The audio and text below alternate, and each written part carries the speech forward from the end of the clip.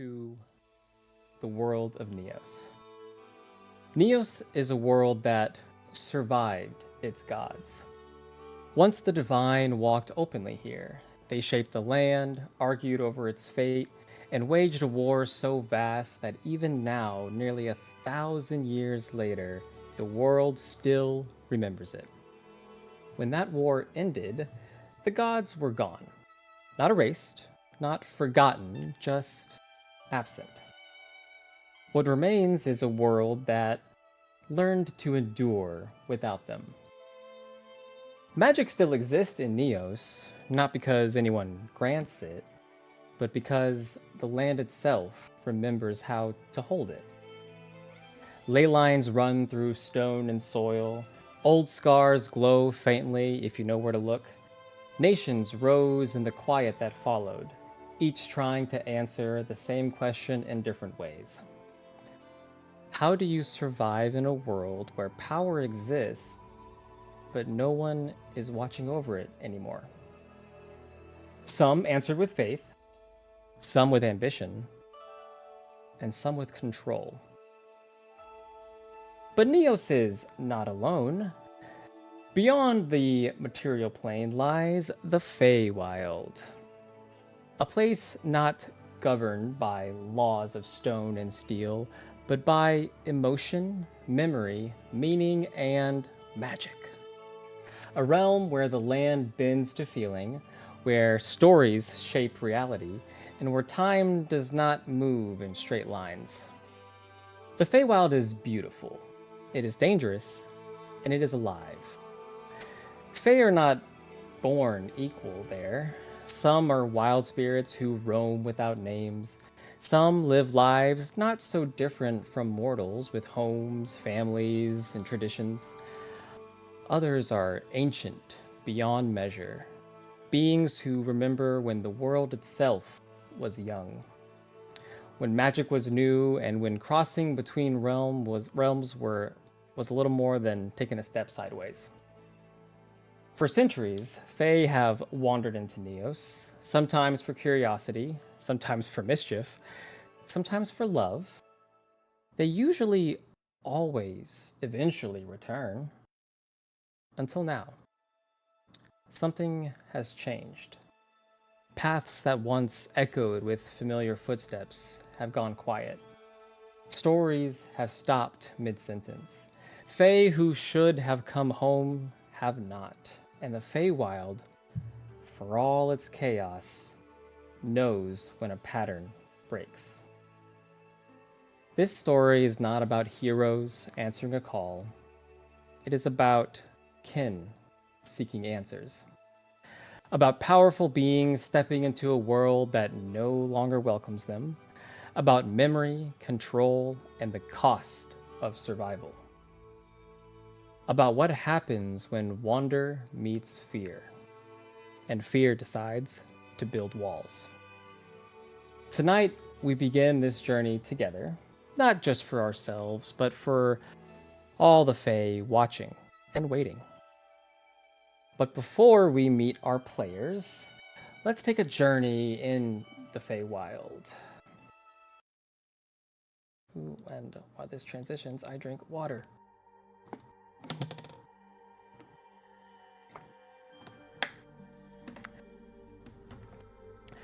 The Feywild, where color deepens, light softens, the air itself seems to breathe.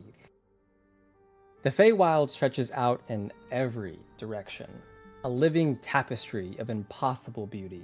Forests glow with leaves of emerald, violet, and gold, their branches curling and uncurling like thoughts mid-dream. The ground below ripples gently, not from wind, but from feeling. Grass shifting hues as if responding to unseen emotion, brightening where joy lingers and darkening where sorrow has passed. Waterfalls spill upward from crystal clear pools flowing against gravity in long spiraling arcs before dissolving into mist that sparkle like scattered stars. Rivers split and rejoin themselves, sometimes flowing in three directions at once. sometimes pausing entirely as if deciding where they would rather go. We pass through fields of towering flowers, their petals slowly opening and closing as they sing soft harmonies layered over one another. Melodies drifting like memory on the breeze. Some hum warmly, others whisper. A few fall silent as we pass over, as though listening back. Stone arches rise from nowhere and lead nowhere, floating gently in the air. Pathways curve upward into the sky, then bend back into the ground. In the distance, massive trees twist together into impossible shapes, their roots dangling freely above the ground, their canopies glowing faintly with inner light. Creatures flit through the air, winged silhouettes trailing motes of color, laughing lights darting just out of focus, shapes that suggest faces only when you're not looking directly at them, shadows moving independently of what casts them, and reflections that smile back a second too late. Here, physics is a suggestion, time is negotiable, meaning matters more than matter. As we continue forward, the colors begin to converge. Reds, blues, greens, and golds weaving together into prismatic light. The air grows warmer, heavier with magic, humming softly like a held breath. Ahead, rising from a broad glade of shimmering white stone, stands a palace. It is not built so much as grown. Massive crystalline spires arc skyward, formed from a single colossal gemstone that refracts light into endless rainbows. The structure shifts subtly as we approach, facets sliding and realigning as though the palace itself is alive and aware of being observed. Bridges of translucent crystal connect its towers, suspended without support. Light pours through its walls, scattering across the surrounding land in slow, radiant waves. Every color exists here, not competing, but harmonizing. This majestic castle is known as the Lumen Throne, and it is the seat of the Seelie Court. A place of beauty, law, tradition, and power, where etiquette is sharper than steel and every promise carries weight. We glide through the crystalline arches of the Lumen Throne, passing through walls of living prismatic light that refract the scene into 1,000 shifting colors.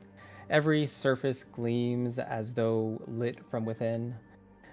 Floors of faceted crystal beneath bare and slippered feet, vaulted ceilings that curve impossibly upward like frozen rainbows caught mid-fall. Music drifts through the air, not played, but grown. Notes bloom from flowering instruments, petals opening and closing in time with laughter and conversation. At the heart of this great hall, a long banquet table stretches beneath floating chandeliers of condensed starlight. And presiding over it all, the Seelie monarchs.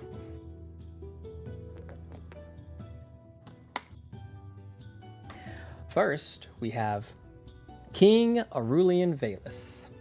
He is a male Eladrin. Aurelian stands tall, even when seated. His presence commanding without effort. His skin carries a soft golden hue, like sunlight through autumn leaves. Long hair, the color of pale amber, falls loose down his back, woven with subtle threads of light that shift with his mood. His eyes glow faintly, warm, sharp, ancient. O_Wolf just followed.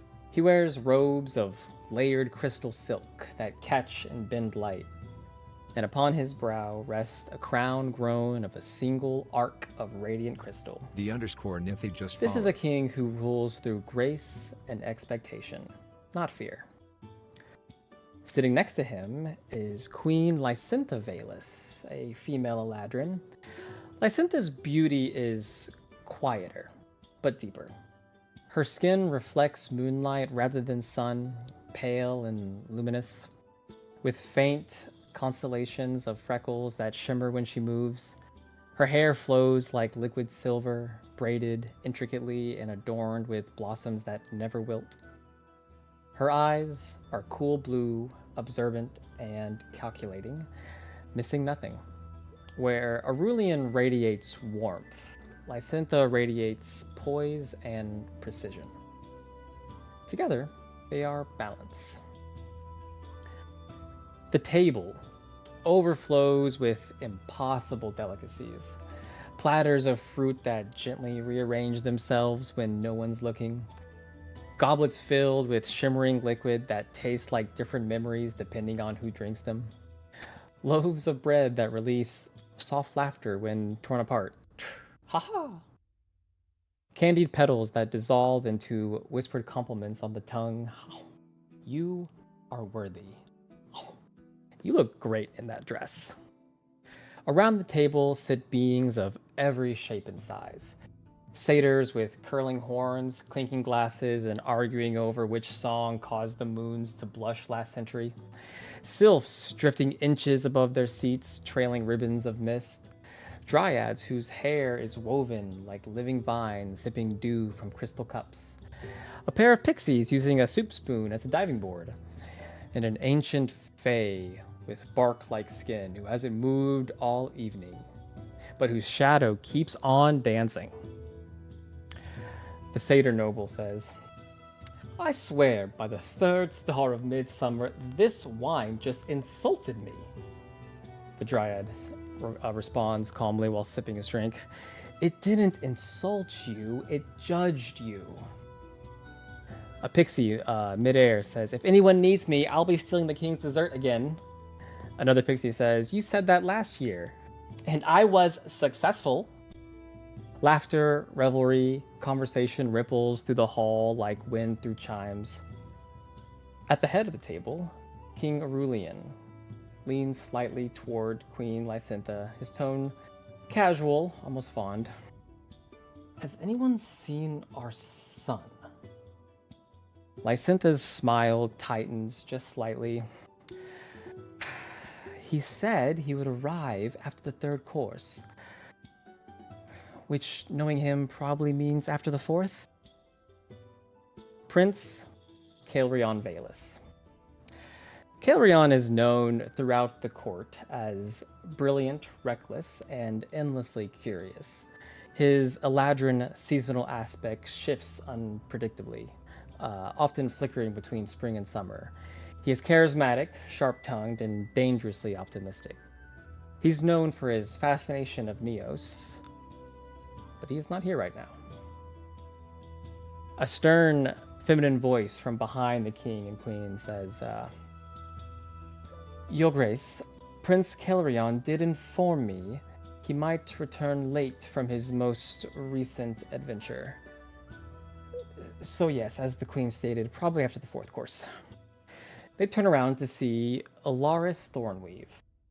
Alaris is their royal advisor. She is also an Eladrin. She is tall and willowy, wrapped in layered robes of deep indigo and silver thread. Her hair is midnight black, pinned with delicate sigils of office. Her eyes glow faintly violet, constantly calculating, constantly weaving probabilities. Calm, relaxed revelry, until the doors to the banquet hall abruptly open. A Seelie royal guard enters the hall, armor grown from pale crystal and living vine, wings folded tightly behind his back, suggesting his lineage is more than just Eladrin. His expression is rigid, too rigid for celebration. He kneels. My king, I must speak with you urgently. Aurelian sighs, glancing at the table. Must it be now? We are in the middle of a... It is a scouting party, sire. The guard interrupts. The king expression stills. Ilaris says, send them in. The guard hesitates. Sire, only one has returned. The hall falls silent. Aurelian rises, gestures to the banquet guests, and says, excuse us. And the king, queen, Ilaris, and the royal guard leave the banquet together. Crystal doors sealing behind them as the sound of celebration dies away. The group arrives to a much quieter chamber. Walls of softly glowing crystal, the air heavy with magic and concern. We see a disheveled figure in the center of the chamber, currently having his wounds attended to. When the king and queen enter, this figure immediately kneels despite his wound not being fully bandaged. This is Scout Rin Thistledown. We find Rin bloodied, armor cracked, a puncture wound in his shoulder, hastily bound with glowing thread. His Eladrin seasonal aspect flickers erratically, spring blossoms wilting into autumn decay, and back again. His breath is shallow. He looks ashamed to be alive. King Aurelian says, rise, tell us what happened. Rin struggles to his feet. My king, queen, I am the only one who made it back. The others were either taken or killed. The queen's hands tighten together. The mortals, Rin continues, voice shaking. They've changed. They have devices. Ways to suppress us, to make our magic vanish. He reaches into his armor and withdraws an arrow. It is barbed with small, unfamiliar, arcane device, etched with rigid geometry, cold and precise. This struck me. Bring it closer, King Aurelian says. Rin hesitates, but obeys. As he approaches, the air dies. The glow of the room dims. The queen's hair loses its shimmer. The king's crown flickers. Magic itself recoils, and the court feels it. Fear. Ilaris steps back instinctively. The Queen Lysintha says, what is this? Scout Rin replies, whatever it is, sire. It makes us less. Aurelian straightens, voice sharp with authority, looks to his royal guard and to Ilaris. Seal every gate under our control. Destroy those we cannot seal. Send word to every court and every domain. Neos is to be exiled from the Feywild. Urge their compliance and aid. Guards, move immediately. The Rin stumbles forward. Wait, please! The guards intercept him. Aurelian turns. Let him speak. Among those captured was Prince Calrion. Silence. The king's expression left stunned. The queen's hand slowly rising to her mouth. And we start to pull away as the light in the room dims just a little more, leaving two parents who were just told that they may never see their son again, and a court on the brink of war. This is The Fae and the Rising Dawn. Title sequence, title sequence, title sequence, title sequence.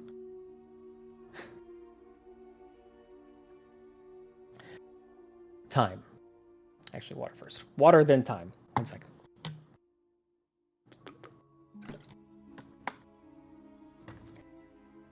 Time. It does exist in the Feywild, but no one really measures it as there is no day and night cycle. If you want to experience day, you go to the parts of the Feywild that are day, like the Sealy Court or the Sunlight Grove. And if you want to experience night, then you go to places like the Unseelie Court or the Realm of Eternal Darkness. And time here, when in relation to Neos and the other planes, is all wibbly wobbly. Sometimes years go by in Neos when only a few days have passed in the Feywild, and sometimes the reverse.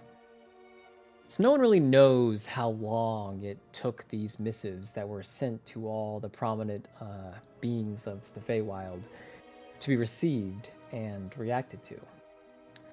But let us now go meet some of these Fey beings and find out.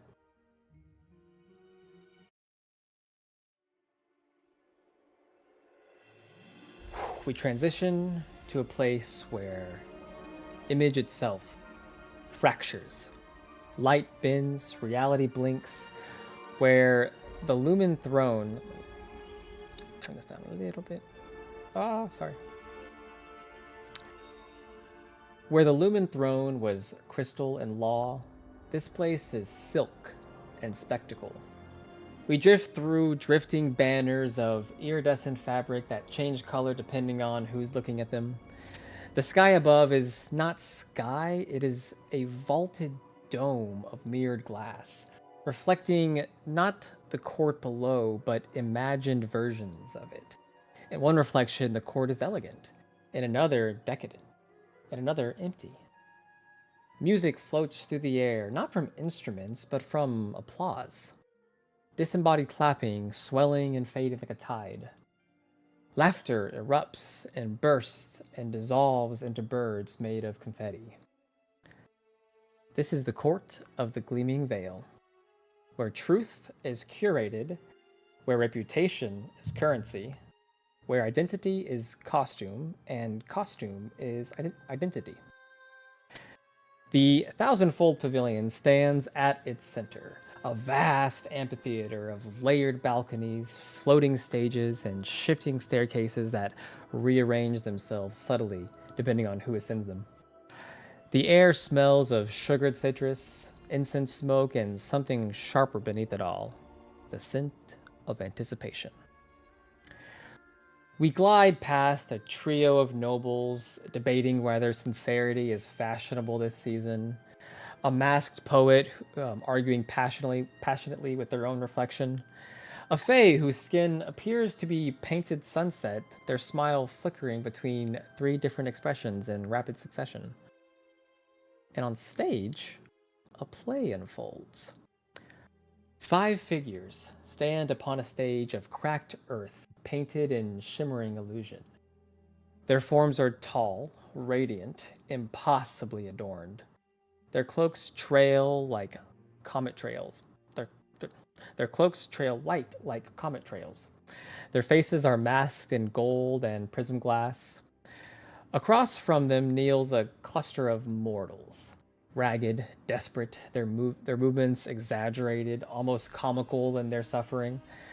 The stage behind them shows fields of withered grain, rivers of dust, skies turned the color of bruised copper. One of the Radiant Five steps forward.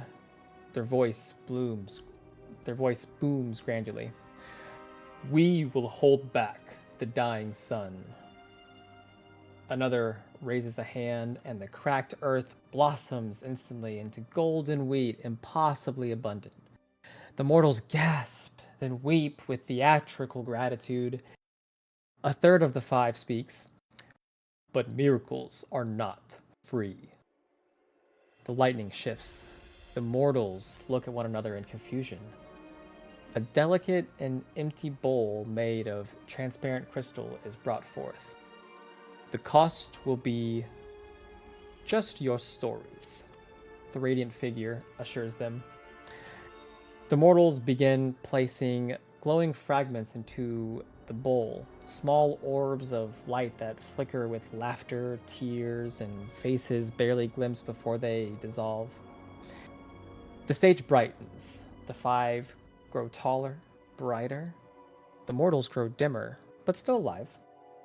The audience in the pavilion laughs softly at the exaggeration. One masked noble whispers, always so dramatic about it. On stage, time accelerates. The mortals repeat the offering again and again. The bowl fills, the five glow brilliantly. The mortals begin looking at one another as if something has slipped their mind. One mortal turns and asks, "Why do we do this?" There is no answer. The five stand luminous and distant. One of them glances at the audience just for a second. Then the stage resets in a cascade of applause. The cracked earth vanishes, the wheat dissolves, the bowl shatters into harmless glitter. The crowd laughs and cheers. A satyr throws roses made of mirrored glass. Someone calls out, "Again, but crueler!" The mirrors overhead flicker, the applause swells, and we drift away from the stage, where we see, on one balcony, Fae trade names the way mortals trade jewels. On another, applause rain upward instead of down as a gesture bows deeply, only to bow again when their shadow refuses to follow suit. But then our perspective drifts to a particular side balcony, low and wide, where golden sand drifts in slow spirals above a polished glass floor. Heat radiates, not oppressive, but dry and brilliant, clean like the sun at its highest point. Here we find Son Ashdance. Son, please describe your character for us. Hello, I am Son Ashdance, and my character has a brilliant, sunlit blonde hair with pale skin and brilliant brown eyes in his mortal form. Shall I describe his in human form as well? Only the form we see right now. And that would be that form. Okay. Um, the play's director, an individual you know as Velerine Quill, a well-dressed humanoid figure with the body of a man and the head of a chicken, drifts towards the golden balcony, trailing heat haze, silk, and red and gold feathers behind him. They look towards you, Son, and say, "Ah, desert sunlight arrives precisely when the drama peaks." They gesture toward the stage where the five radiant figures stood moments ago. "Tell me, Son, was it too generous?" I mean, I believe so. There wasn't enough drama and a little bit of a twist of fate in there. He nods, and there's a masked noble nearby, snorts softly. "Generosity is most effective when mistaken for inevitability." Another voice joins in, smooth, measured.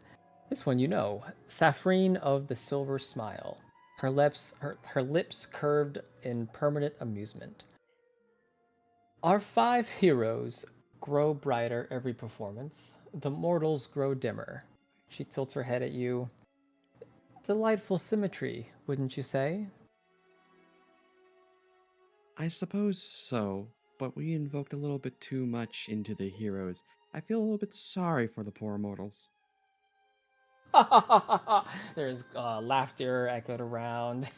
Yes, how quaint. Valerine claps once, and the illusion resets again. This time, the bowl glows a bit more hungrily. The mortals look a bit not as disheveled. Uh, Perhaps Son is right. The mortals should look, yes, pathetic, but pretty pathetic. There's soft laughter. No one in the pavilion seems disturbed by the idea of mortal suffering. There's a hush that rolls through the pavilion. The applause stops. The mirrors dim. At the highest balcony, light gathers and splits like a prism struck by a blade. A figure descends, not walking, but rearranging perspective until they stand where they intend to. This is, as you obviously know, Prince Mascaloon. He wears no fixed face. Each blink reveals a different one. Handsome, severe, laughing, unreadable. His garments shimmer between silk and shadow, colors refusing to settle. This being one of the leaders of the court of the Gleaming Veil, or the surrogate face leader of the court of the Gleaming Veil. He looks at the gathered audience. My glorious conspirators. The court bows in varying degrees of sincerity. I have received a missive from the Sealy court. He shows this letter, or summons this letter, actually, I should say. Murmurs and whispers are heard through the crowd. They have requested an audience, not just from us, but from all the movers and shakers of the Feywild. There's a ripple of gasps and curious assumptions. Disappearances. The word lands differently here. Yes, disappearances. There's less fear, more intrigue. Fae who walk into Neos are not returning. Post abandoned, communication lines cut. More murmurs, some dismissive, some thoughtful. From an upper tier descends someone else you regrettably know. Lady Applause. She does not walk. The crowd leans towards her and she rides that motion downward like a wave. She is breathtaking. Golden hair cascading in perfect symmetry, skin luminous, eyes bright with adoration that may or may not be sincere. The air around her hums faintly, as though the sound of distant cheering follows her wherever she goes. How tragic, she says, sarcastically. She then smiles and continues, how dramatic. Her gaze slides to you, Son. How very stage-worthy. She turns and gestures respectfully towards the prince. But what does that have to do with us? Or the rest of the Fae, for that matter? Prince Masculine nods to her and continues. The Sealy request each court send representation, which is all they have said. This could be the makings of great opportunity for our court, and whoever, he looks around, represents it. The pavilion shifts. Balconies subtly angle inward. Eyes turn toward one another, toward opportunity, toward elevation. Philreen steps forward quickly. Surely someone subtle should go. Zephrine smiles thinly. Or someone capable of restraint? Lady Applause laughs like a musical. Or someone who understands Mystique performance. And yes, she does have a fan. I didn't think she did, but it's kind of just possessed me, so she has a fan. Or someone who understands Mystique performance. She circles lazily, attention drifting like spotlight.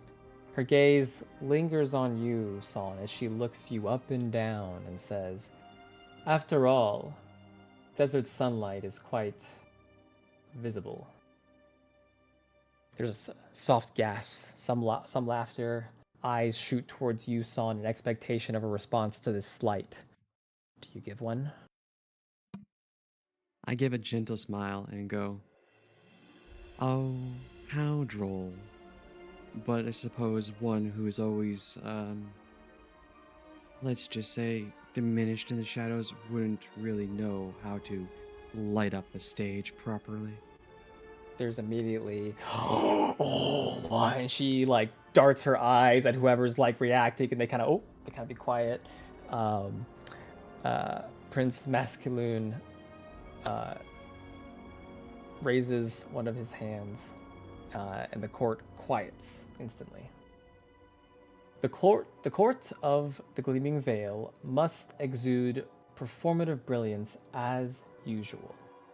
His many faces flicker once. I will consider who best represents us. His look upon the court. Uh, he looks upon the court. Gaze settles on you, Son, for a fraction longer than the others. Then to Lady Applause. Then back to the gathered court as he says, impress me. The mirrors brighten again. Applause resumes, but now it feels competitive. Lady Applause immediately takes the initiative, summoning a large ethereal hands that surround the stage, showing illusions of all the courts and domains, singing praises to the court of the Gleaming Veil. She then says, my prince, give me this opportunity to bring an abundance of attention and adoration to our court. Immediate applause fills the theater. The prince nods in approval, then looks towards you, Son, and as he does, the spotlight follows, all the theater watching you with excited anticipation. What do you do? We speak of subtleties, and I speak of spotlight. The one in the shadow tries to take the spotlight for themselves, but realize that subtlety and illusion and misguidance can also be used in the situation. And I take out my little deck there before shuffling it and tossing all the cards in the air, allowing the magic to fall around me as I disappear into the illusions myself. And even I know how to make a scene.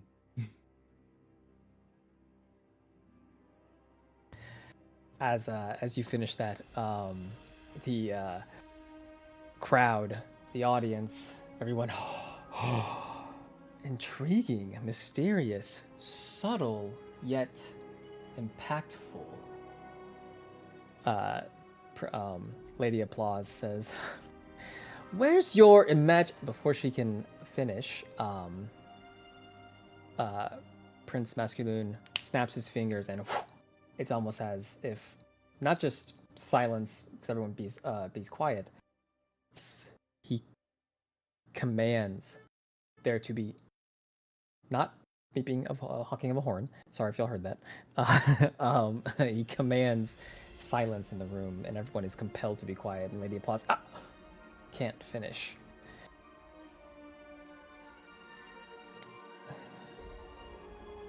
The prince looks at you, looks at Lady Applause, looks at the audience, and then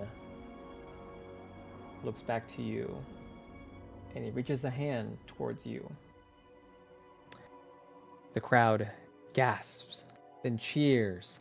Lady Applause looks quite angry, and Prince Masculine, who now his the way he moves, the sort of cascading perspectives, is now right in front of you, as he hands you the letter and says, "I look forward to watching." Or wait, I'm sorry. Says, "You will leave immediately. Do us proud, or else." Do you take the letter? I take the letter with a small bow. Of course, my prince. Smile gracing up my lips. Lady Applause looks towards you and says, "I look forward to watching you blunder this. It will better solidify my position."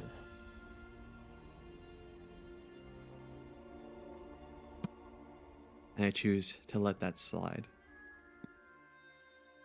Prince raises a hand as suddenly two large, featureless theater masks appear around you, one expressing sorrow while the other expresses joy. The masks stare at you for a moment before the mouths open and boom, consume you. First darkness, Then light rushes past. Reality collapses, then restructures itself, and around you, you look up, and you find yourself in front of a large rainbow crystalline palace, known to all of the Fae as the Lumen Throne. And we leave here as our perspective dissolves from mirrored spectacle into gold, desert gold, living gold. This vast forested region we find ourselves stretches endlessly beneath a sky that never fully becomes afternoon and never fully becomes dawn. Sunlight filters through vast canopies of translucent leaves, each leaf catching light like stained glass. The air is warm but never oppressive. Gentle breezes carry the scent of honey, citrus blossom, and fresh rain. The trees here are impossibly tall, their bark smooth and luminous, veins of soft amber light flowing beneath the surface like sap made of dawn. Everywhere, things grow. Vines bloom in spirals midair, petals unfurl slowly as if aware of being watched. Pools of liquid sunlight ripple lazily across stone. Laughter drifts easily between branches.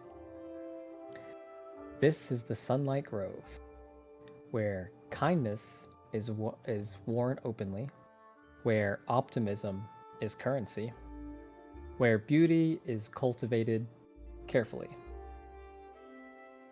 Fae here move like warmth given form. Golden-skinned sylphs practice weaving garlands that glow faintly. A group of dryads debate whether peonies or sun lilies evoke more joy in visitors. A couple of winged rabbits made from vines and flowers with antlers made of sunlight hop around each other in playful rhythm. A pair of high-ranking courtiers compare the sheen of their halos. One remarks cheerfully, "Happiness is discipline." The other one answers, "And beauty is proof of success." They smile at one another. The compliments are sincere. The competition beneath is not.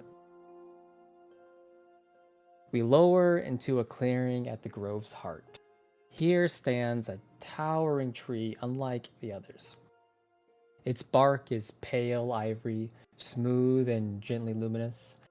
Its leaves shimmer in soft emerald and gold. At its roots bloom flowers so intricate they almost look sculpted rather than grown. This is not merely a tree. This is an anchor. And before it stands Wilhelmina Grove. Wilhelmina, would you please describe your character for us?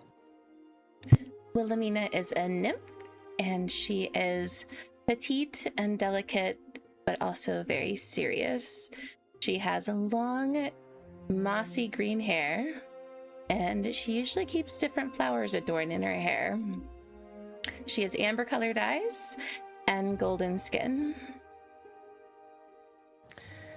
The air around Wilhelmina hums faintly with divine resonance, a memory of Neos and of something older than this very domain. Light gathers around her not because it must, but because it prefers to. Two high-ranking members of the grove observe from a nearby terrace of flowering vines. One is Serenella Brightbloom. Serenella Brightbloom.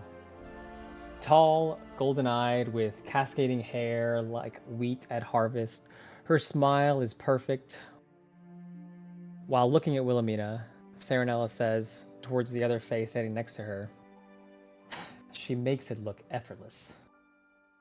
Her tone is light, but not entirely kind. Next to her stands Calum Thornpetal, sharp-featured, sun-kissed skin, adorned in living ivy that blooms when he moves. He responds to Serenelle, saying, Effortless beauty is always suspicious. They descend towards you, Wilhelmina. Expressions warm. Wilhelmina, Serenel says sweetly.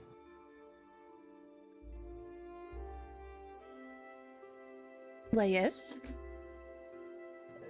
The western glade is wilting slightly. Calum chimes in. It's not that we doubt your devotion. The grove just shines brightest when you are attentive.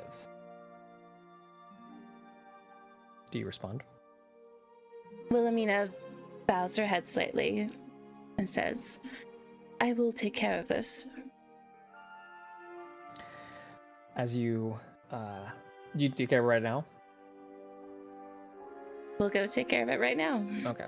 As you do, the two chuckle towards each other with an obvious, pathetic attempt at keeping it quiet. And when you look in their direction, the laughter stops, and they present you with smiles that on the outside look genuine, but you've lived here long enough to know they're not. Suddenly, a burst of laughter echoes from above, not mocking, joyful. A beam of concentrated sunlight pierces the canopy and lands in the clearing like a spotlight. From within it steps Elduir, the Everbright. Showing his standard late teens high elf form with exaggerated elven features, golden curls tousled by non-existent wind, bare feet touching the grass lightly. His eyes are bright amber, curious and mischievous. Freckles shimmer faintly across his cheeks like scattered stardust, an eternal form of joyous sunlight.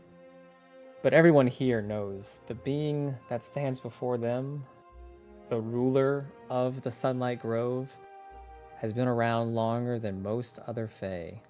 Some even guess since the creation of the Feywild. But when he smiles, the grove itself leans towards him. Flowers bloom in response, light intensifies subtly. He claps once. My radiant cultivators. Suddenly, many more Fae make an appearance, as if the whole grove was informed of his arrival and have come to pay heed to his words. There are a circle of luminous Fae that sit cross-legged in a nearby meadow. There are several dryad-like Fae moving through the trees like they're moving through water to get a closer look. Fae with translucent wings flutter down and sit upon a long golden table and sip nectar from little golden cups. And even playful little pixies stop their antics, fly in place to listen to Elduir's words. All in the Sunlight Grove, including the trees and flowers themselves, bow in reverence. Does Wilhelmina bow? Wilhelmina does bow. As you bow, you hear some murmurs nearby saying, huh, she is actually showing respect for once. I never thought I'd see the day. Elduir spins, arms open wide. Have you heard the news? Elduir balances on a root as if it were a stage. The Sealy Court calls for representation. They wish to host a meeting and are asking for us to send a representative.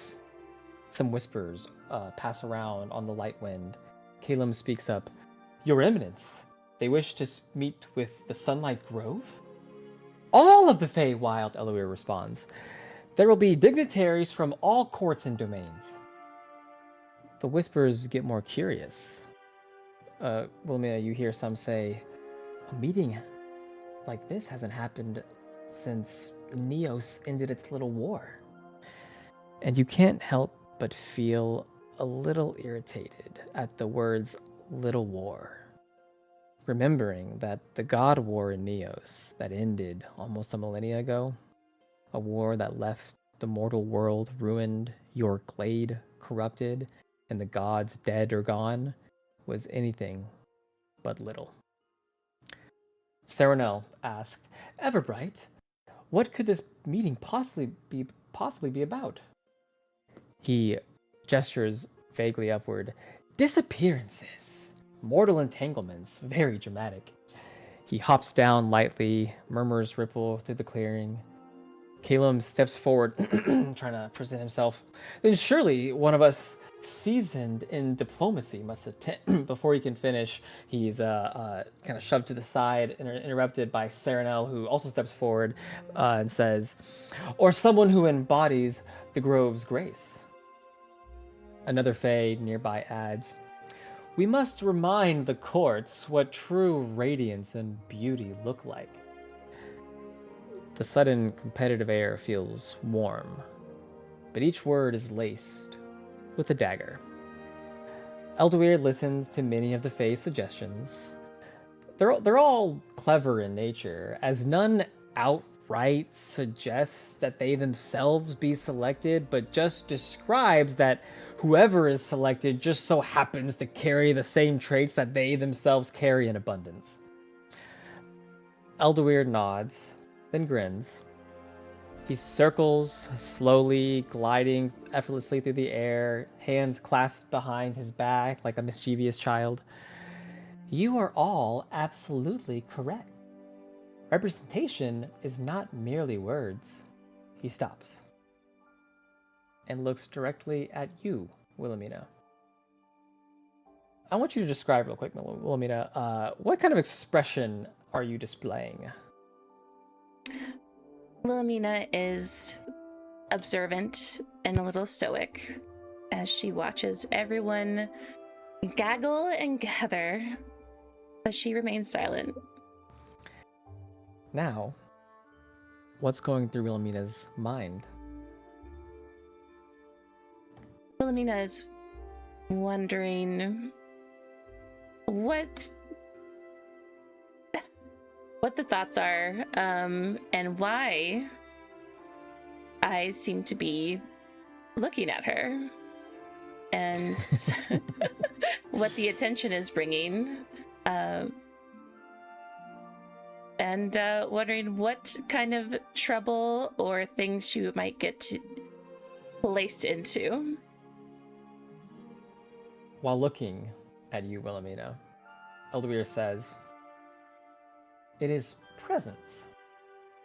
A pause as all in the grove follow Elduir's line of sight and look towards Wilhelmina.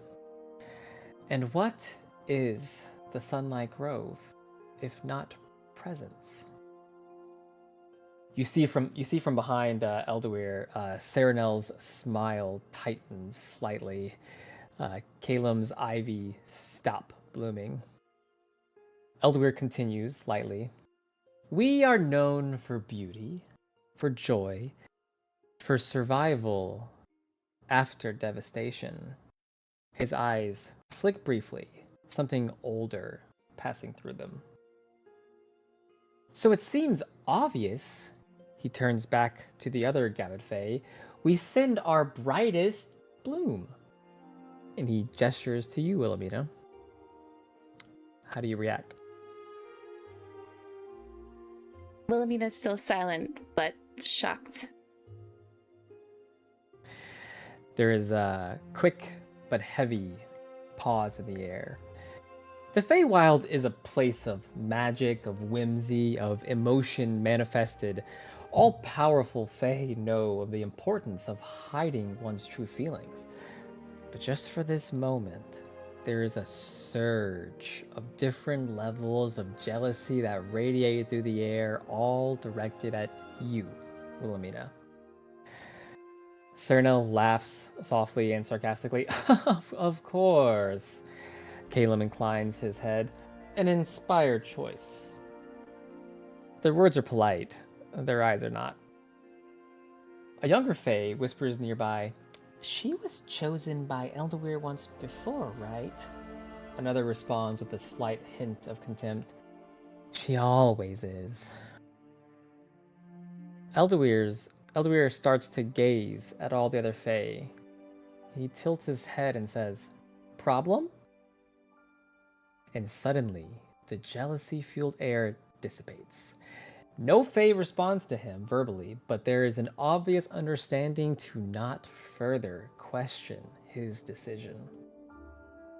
Eldeweir approaches you more closely now, Wilhelmina. His voice softens, still playful, but more direct. You were born of a world that forgot itself. And it seems that world has changed again. Let them see what they have lost.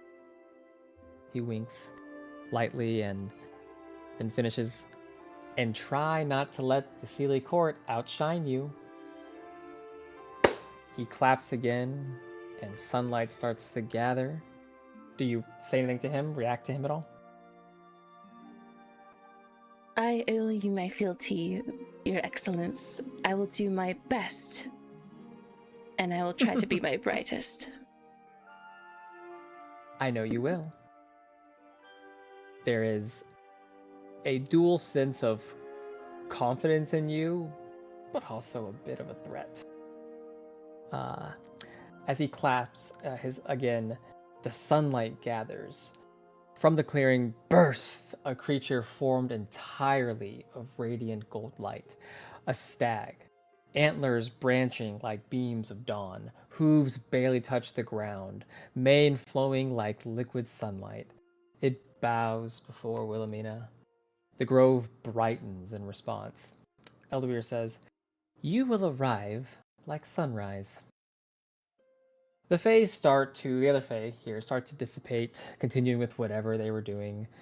Some Fae wait around to see you off. Some Fae wait around in hopes to speak to Eldeweir after you leave. Do you get on the stag? Mount the stag? Wilhelmina gracefully hops up on the stag. As you mount the stag, petals lift gently into the air around you. Some Fae bow deeply, some avert their eyes, and some smile too sweetly. Serenel calls, "I wish you the best at reminding them where beauty originates." Callum adds, "And try not to return diminished. We would hate to see you wilted." The stag rises, not galloping, but ascending, dissolving into streaks of gold across the canopy. The grove watches you leave, warm, glorious, slightly competitive. And beneath it, for some, a faint relief. You look back and see the clearing remains radiant. But something shifts. The grove's brightest bloom has left. And even here, light feels thinner. Our perspective shifts again, but this time it fractures. Warmth disappears, color drains.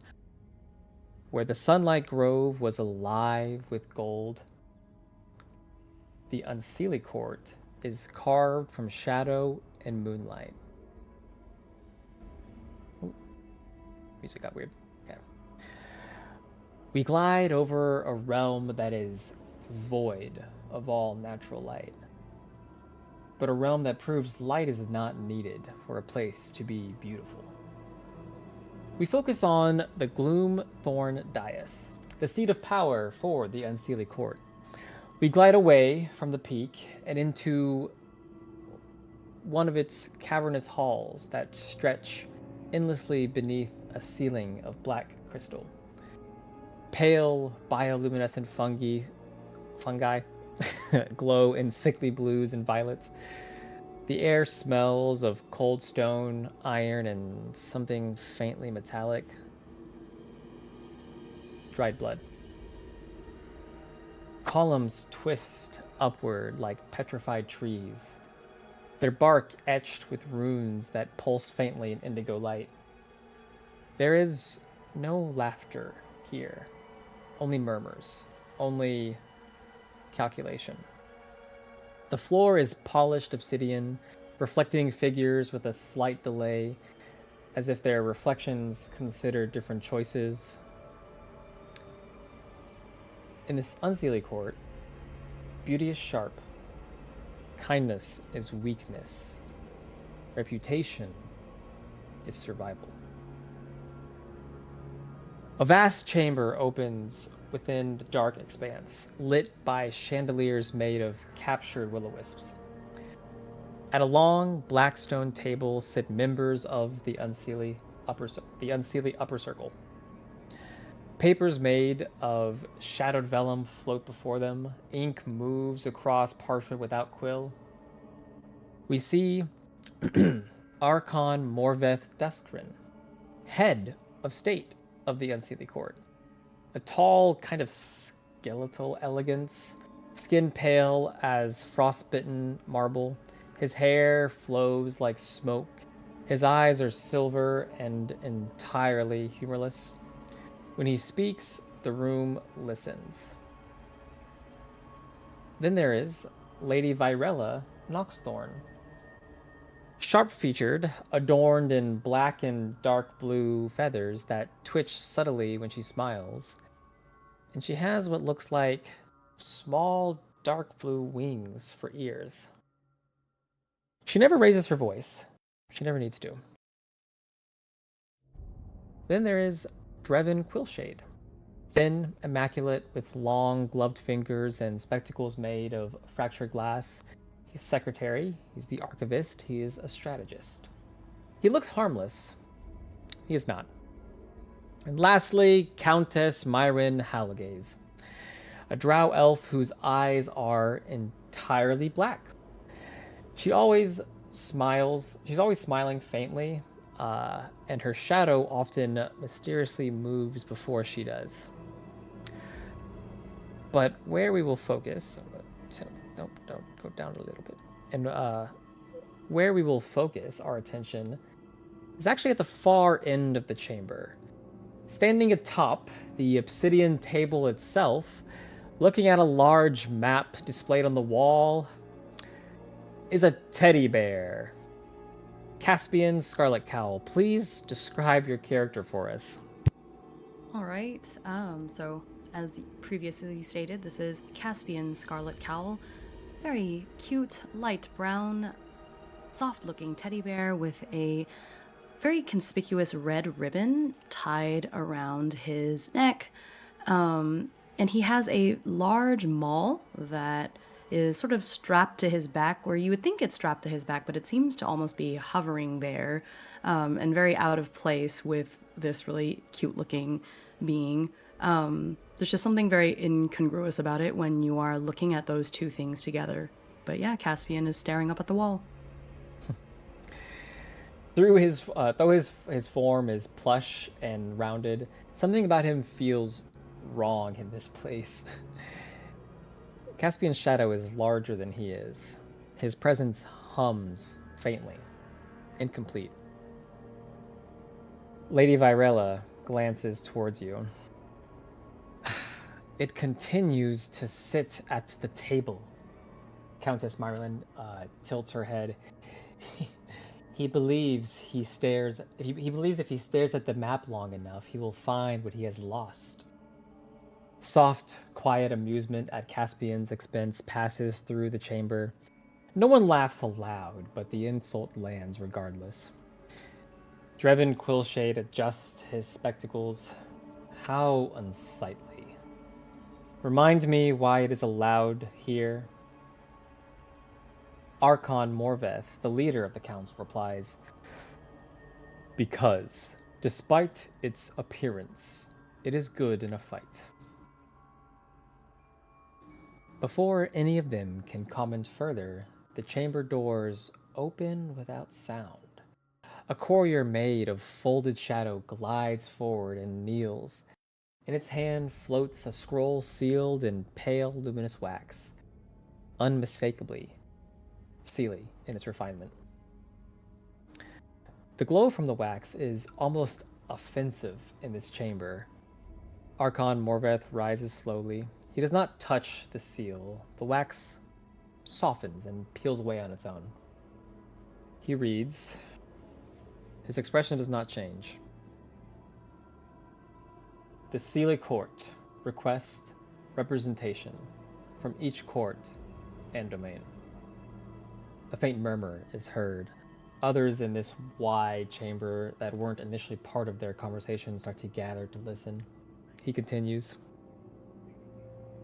There have been disappearances among those who have crossed into the mortal realm. Fae who should have returned have not. The chamber stills slightly.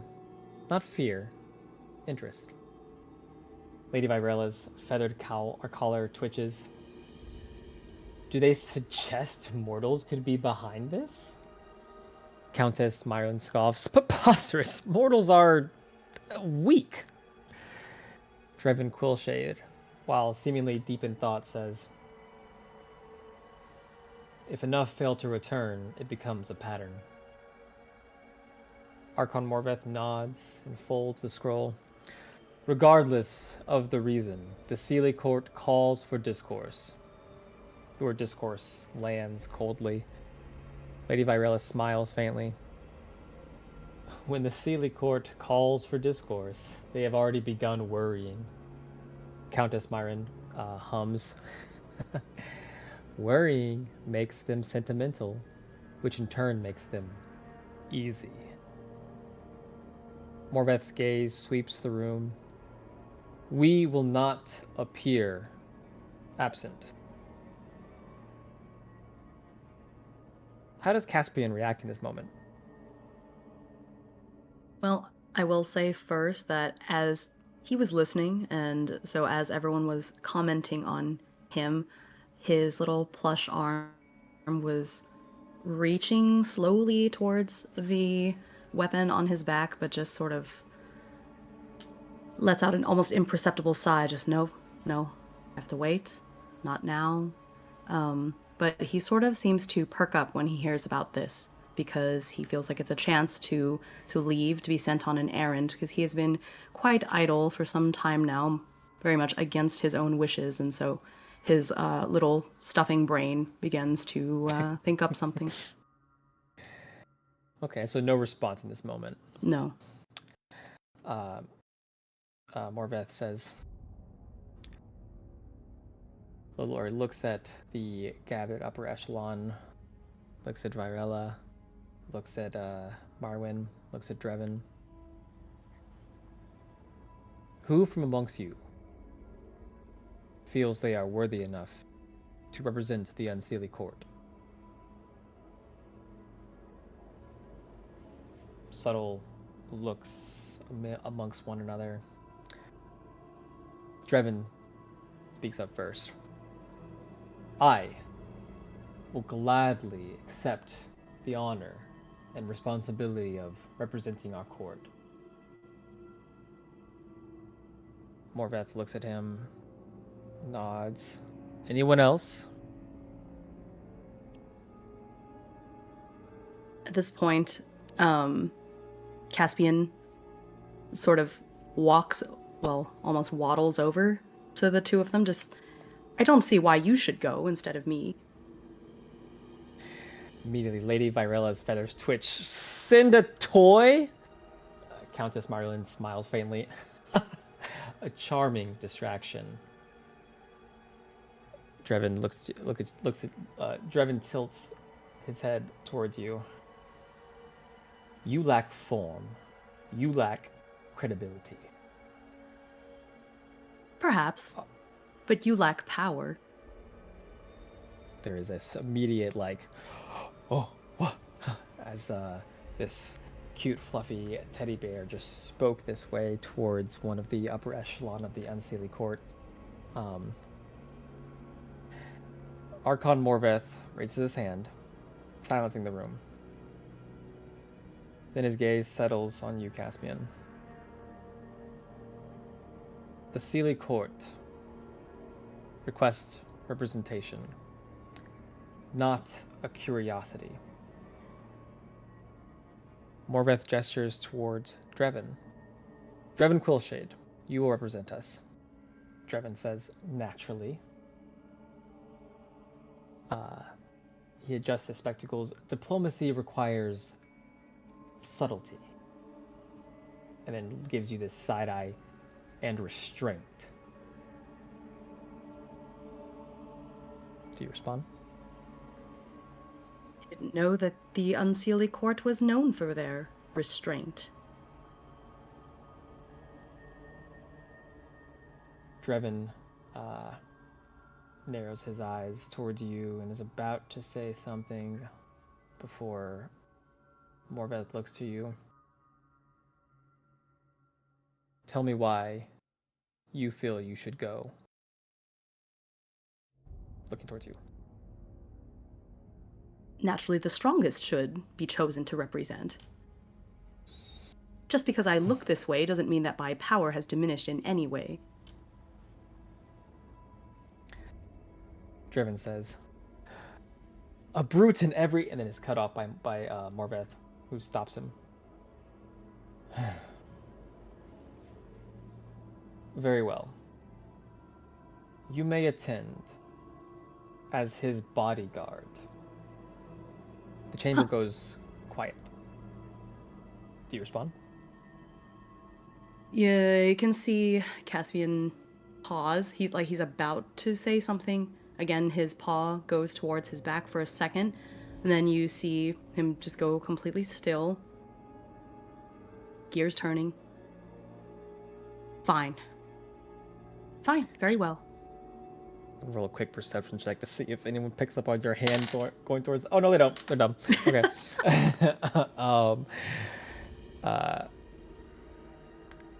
Lady Virella laughs softly. How appropriate. Try not to lose any... try not to shed any stuffing, says towards you. Morveth says, before any more banter can continue, you both will leave immediately. Drevin, looking annoyed at this decision, bows respectfully, as if to hide his irritation. Morveth looks towards you, Caspian. Do not make me disappoint my decision. Fine. Morveth raises one hand, and the obsidian floor beneath Drevin and Caspian fractures like glass. And to one side, the shadows peel away, forming a corridor of pure void, stretching infinitely forward. Drevin steps forward without hesitation. It is a decline at first, but once stepped in, it's almost as if the world rights itself to create a straight path. He does not look back at you when he says, "Keep pace." Do you?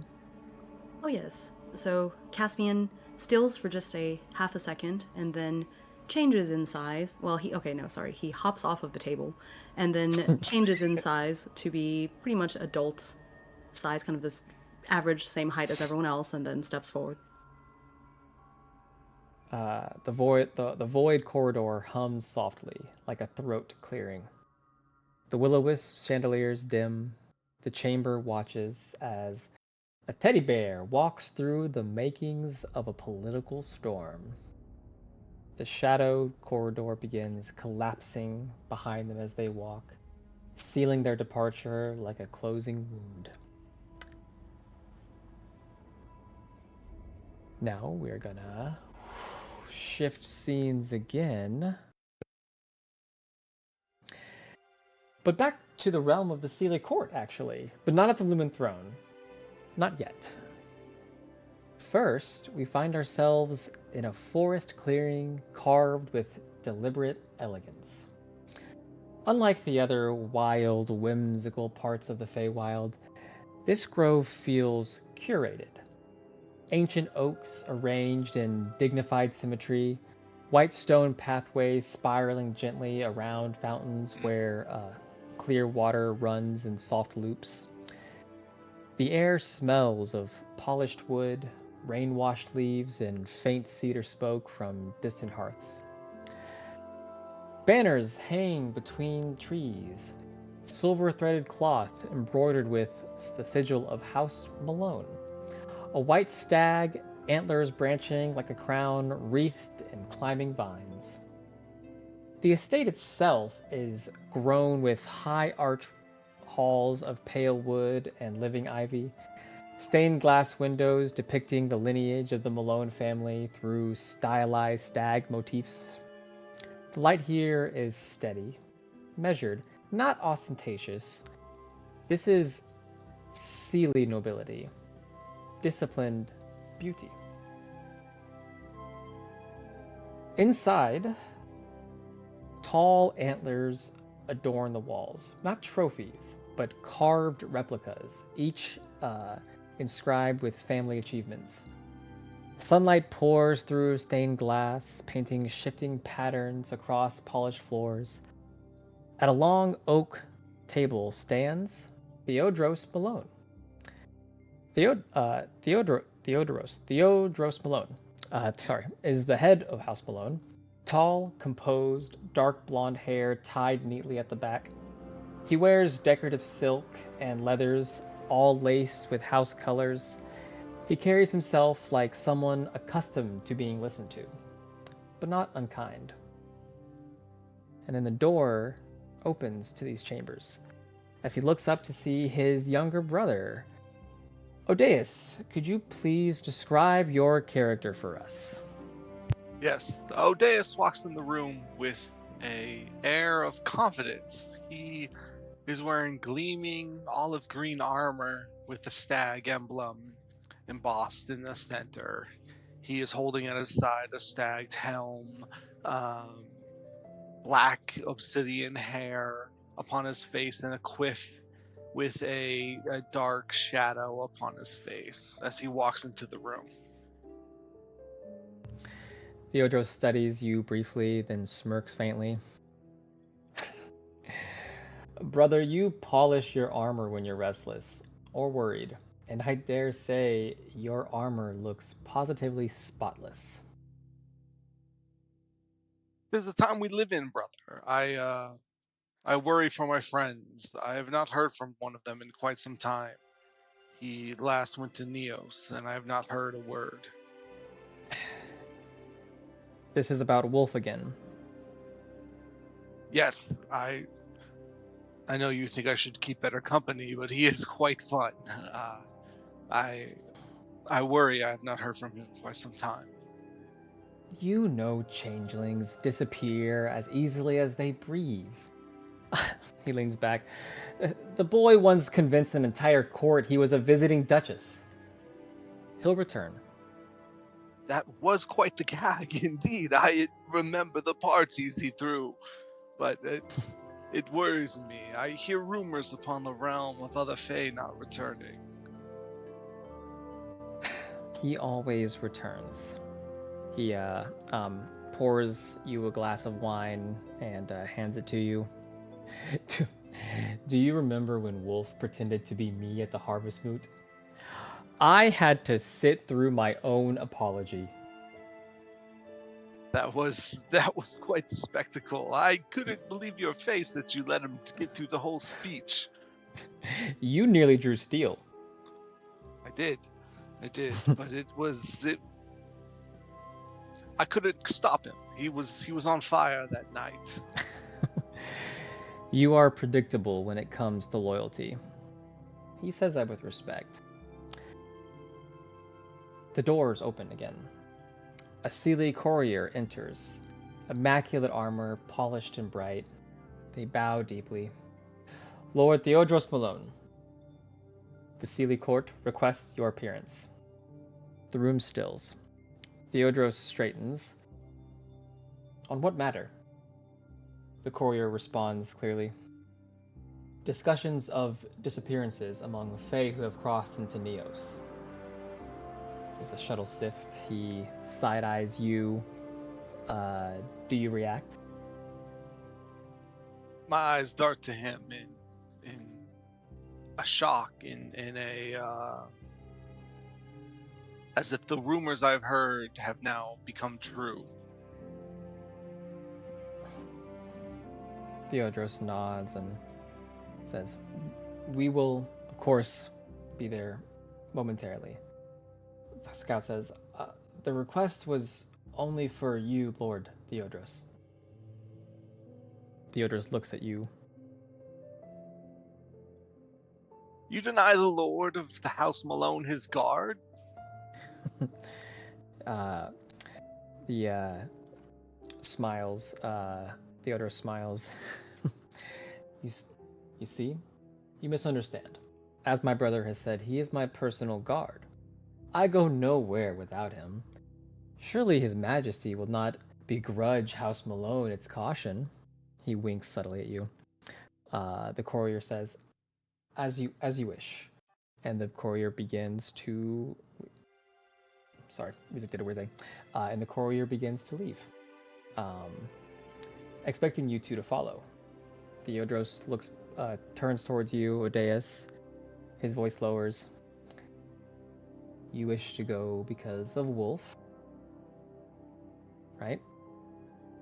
I do, brother. Something is troubling me about this all. If they are going missing, then we are the ones to answer. He steps closer to you. Then listen carefully. When we stand before the king, you stand as a Malone. He gets close and grabs onto your, not roughly, but just like onto your upper arm and says, if there is truth to these disappearances, we will find it. Yes, brother. I will follow your lead. Yes, come, let us not keep our king waiting. And the Malone brothers step out together. The stained glass casts the white stag shadow across them as they walk. We pull back from the estate as it stands calm, unaware of how quickly order is about to fracture. And speaking of fractures, we transition to the outside of the crystalline gates of the Lumen Throne, where dignitaries of all courts and domains are making their appearance, all with dramatic flair. And as if the essence of dramatic flair has been listening to us, the air fractures into prisms that start to take the form of two theater masks. Applause echoes where none was given. The masks part, and from their separation, bright sand-hued light appears as Son Ashdance steps from a ripple of desert heat. A Celia attendant inclines their head towards you, Son. The court of the Gleaming Veil is acknowledged. An envoy from the domain of Stillglass Reverie mutters quietly, "The Gleaming Veil traveling alone? Well, I never thought I'd see the day." The masks disappear behind you. Do you say anything or react? I just smile and nod. Alas, today I am a solo actor on stage for all to witness as I do a little small bow forward, waving my hands to my side. That this Still Glass Reverie representative, who you don't even know the name of, says, "Oh, can you give me a peek at the script?"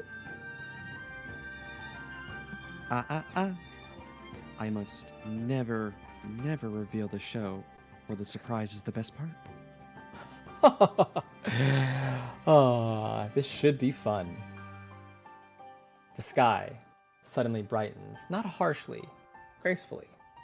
A streak of golden radiance arcs across the canopy, descending like sunrise given form. A stag of pure sunlight lands slightly atop the crystalline gates, causing all around to look up at it. Those who are familiar with High Court know that this placement was intentional, as after the stag feels adoration and attention have been appropriately given, it prances through the air, then lands before the gathered emissaries, then dissolves into warm motes of light.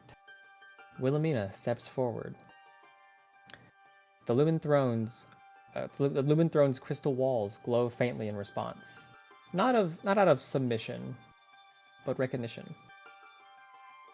A verdant cord A Verdant Concord emissary inclines their head respectfully. The Sunlight Grove honors us. The Sealy attendant also acknowledges your arrival, Wilhelmina. While a representative of the Realm of Eternal Darkness remarks while wiping their eyes, it would be nice if she could honor us a bit dimmer. Do you react, Wilhelmina? Wilhelmina holds her head high and looks sternly over and scoffs a little bit.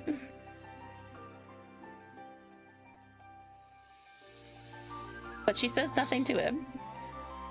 There is a soft ripple of tension and amusement, then is interrupted by the temperature dropping a crack. Dropping. A crack in the ground like glass quickly turns crystalline obsidian black. Across the crystalline threshold, jagged pathway of living shadows starts to form.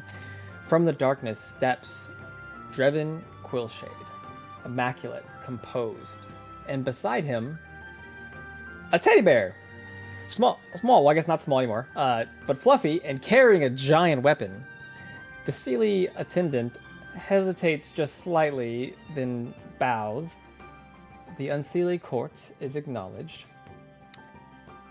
The court of the Wind and Sea envoy, Aeolith Tidesbane, says, "Did the Unseelie bring their toy or their pet?" Soft laughter spreads throughout the crowd. Drevin shoots daggers towards Aeolith and says coldly, "It is only natural that the more refined and respected courts are expected to send more than one representative." Aeolith replies, "We must have not gotten the memo." Red Drevin says back to him, "I doubt King Aurelian would like his palace to smell of salt and sea more than it already does." You and Celia are always so stuck up. No fun at all. Does Caspian respond to say anything? Yeah, right as soon as that no fun at all comment is made, Caspian draws the maul from his back and sort of holds it menacingly. "Why don't you try me on for size, see how fun of a toy I really am? If you dare." Immediately there's like, what, duel right now? We're not even inside yet. There is about like 20, 25 dignitaries, emissaries all gathered around, and you see Aeolith Tidesbane. I like the teddy bear more than you, Drevin. He knows how to have fun. I'll come see you after over this meeting.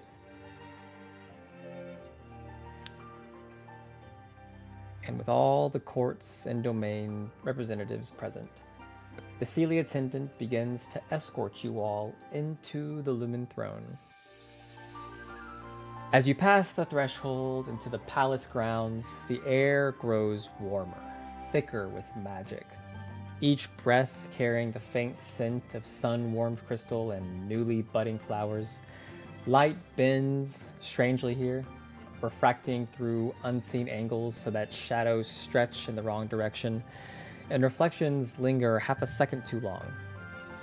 Ahead, the palace rises, not built, but grown. A colossal gemstone structure arcs skyward, its many faceted spires refracting the light of the Feywild into cascading rainbows that wash over the surrounding glades. Each color hums, faintly resonating at a different pitch, like a chord held endlessly in the air. Bridges of translucent crystal extend outward from the palace, forming only as those with intent to walk on them draw near. Every step feels acknowledged, not welcomed, not rejected, acknowledged. At the palace grounds' far end, Sealy attendants wait, tall, elegant Eladrin figures whose forms shimmer subtly as though the season within them is held carefully in check. You all are ushered inside, and the inside of the Lumen Throne, reveals a different face. The corridors are vast yet intimate, arched halls of crystal and pale gold light that shift subtly as you move through them.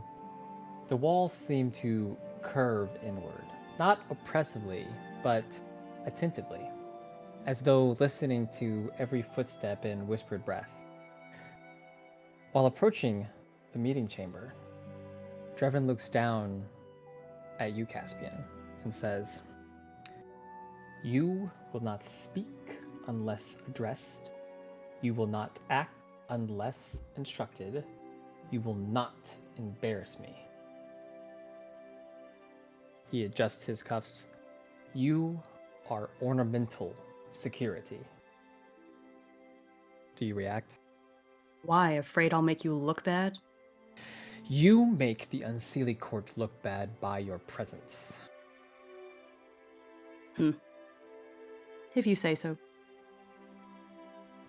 Light drifts across the floor in slow waves, responding to emotion rather than motion.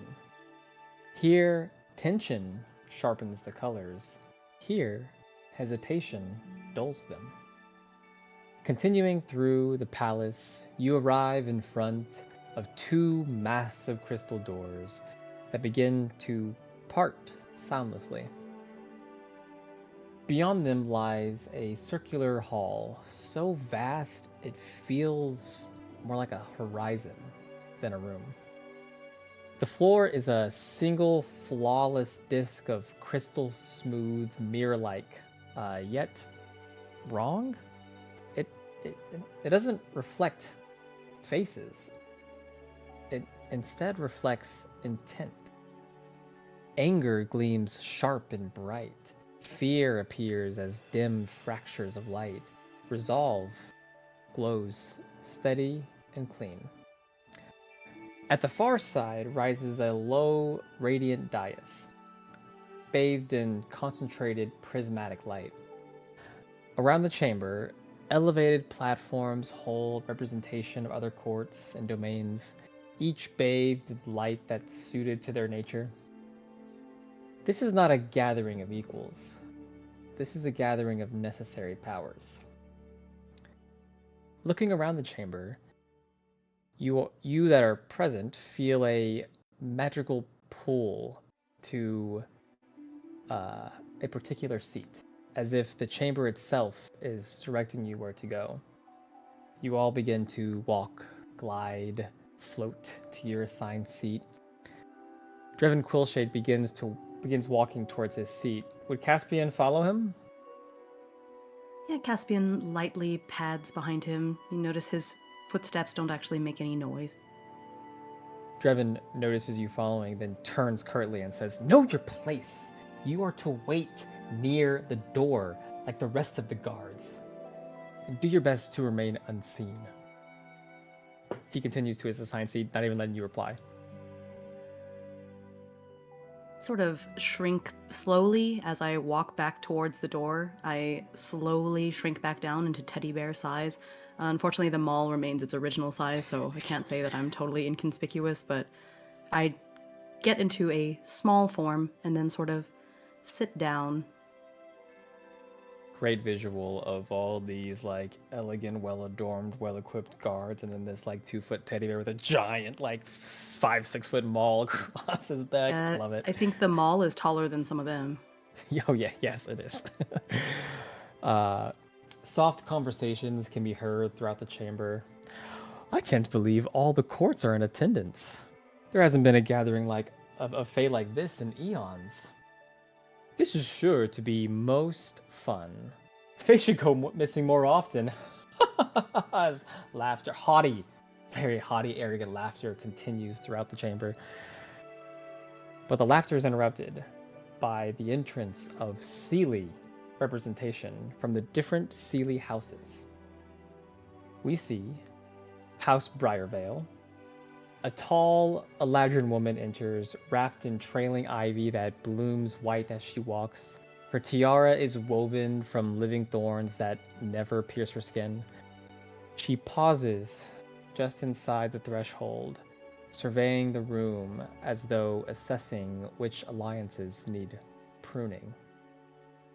Next, there's House Dawncrest, An older knight with sun-faded armor and a banner stitched with a rising bird strides forward.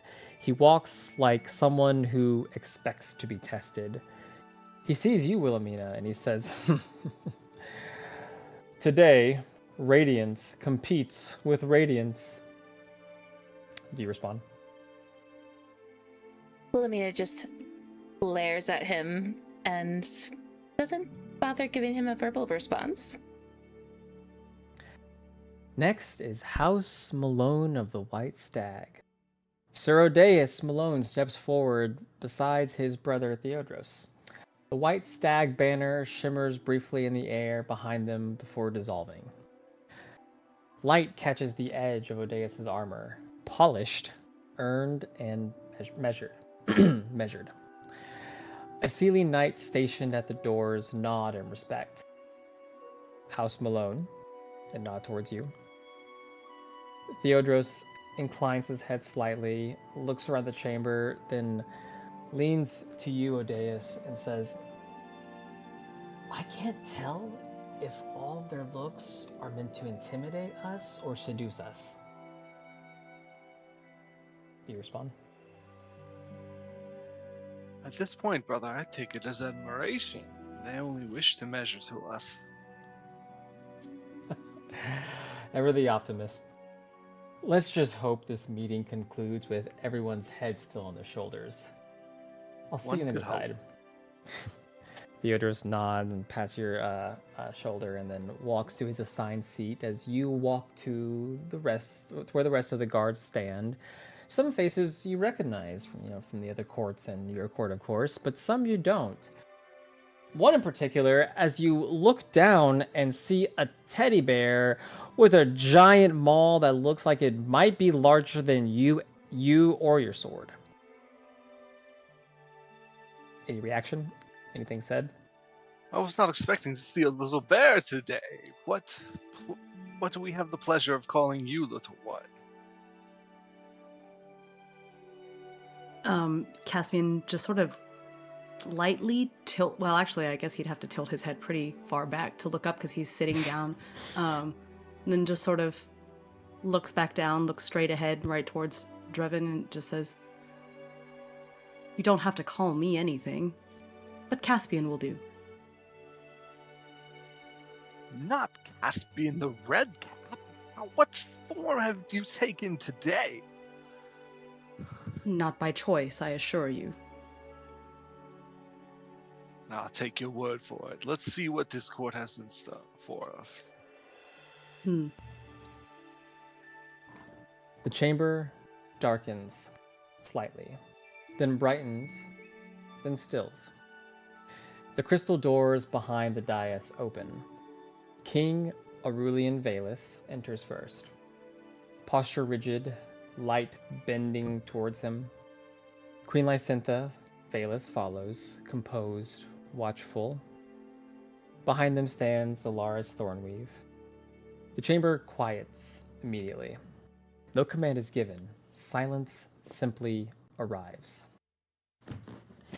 King Aurelian surveys the room. All of the doors to the chamber close, with guards standing near them. King Aurelian addresses the room after drinking water.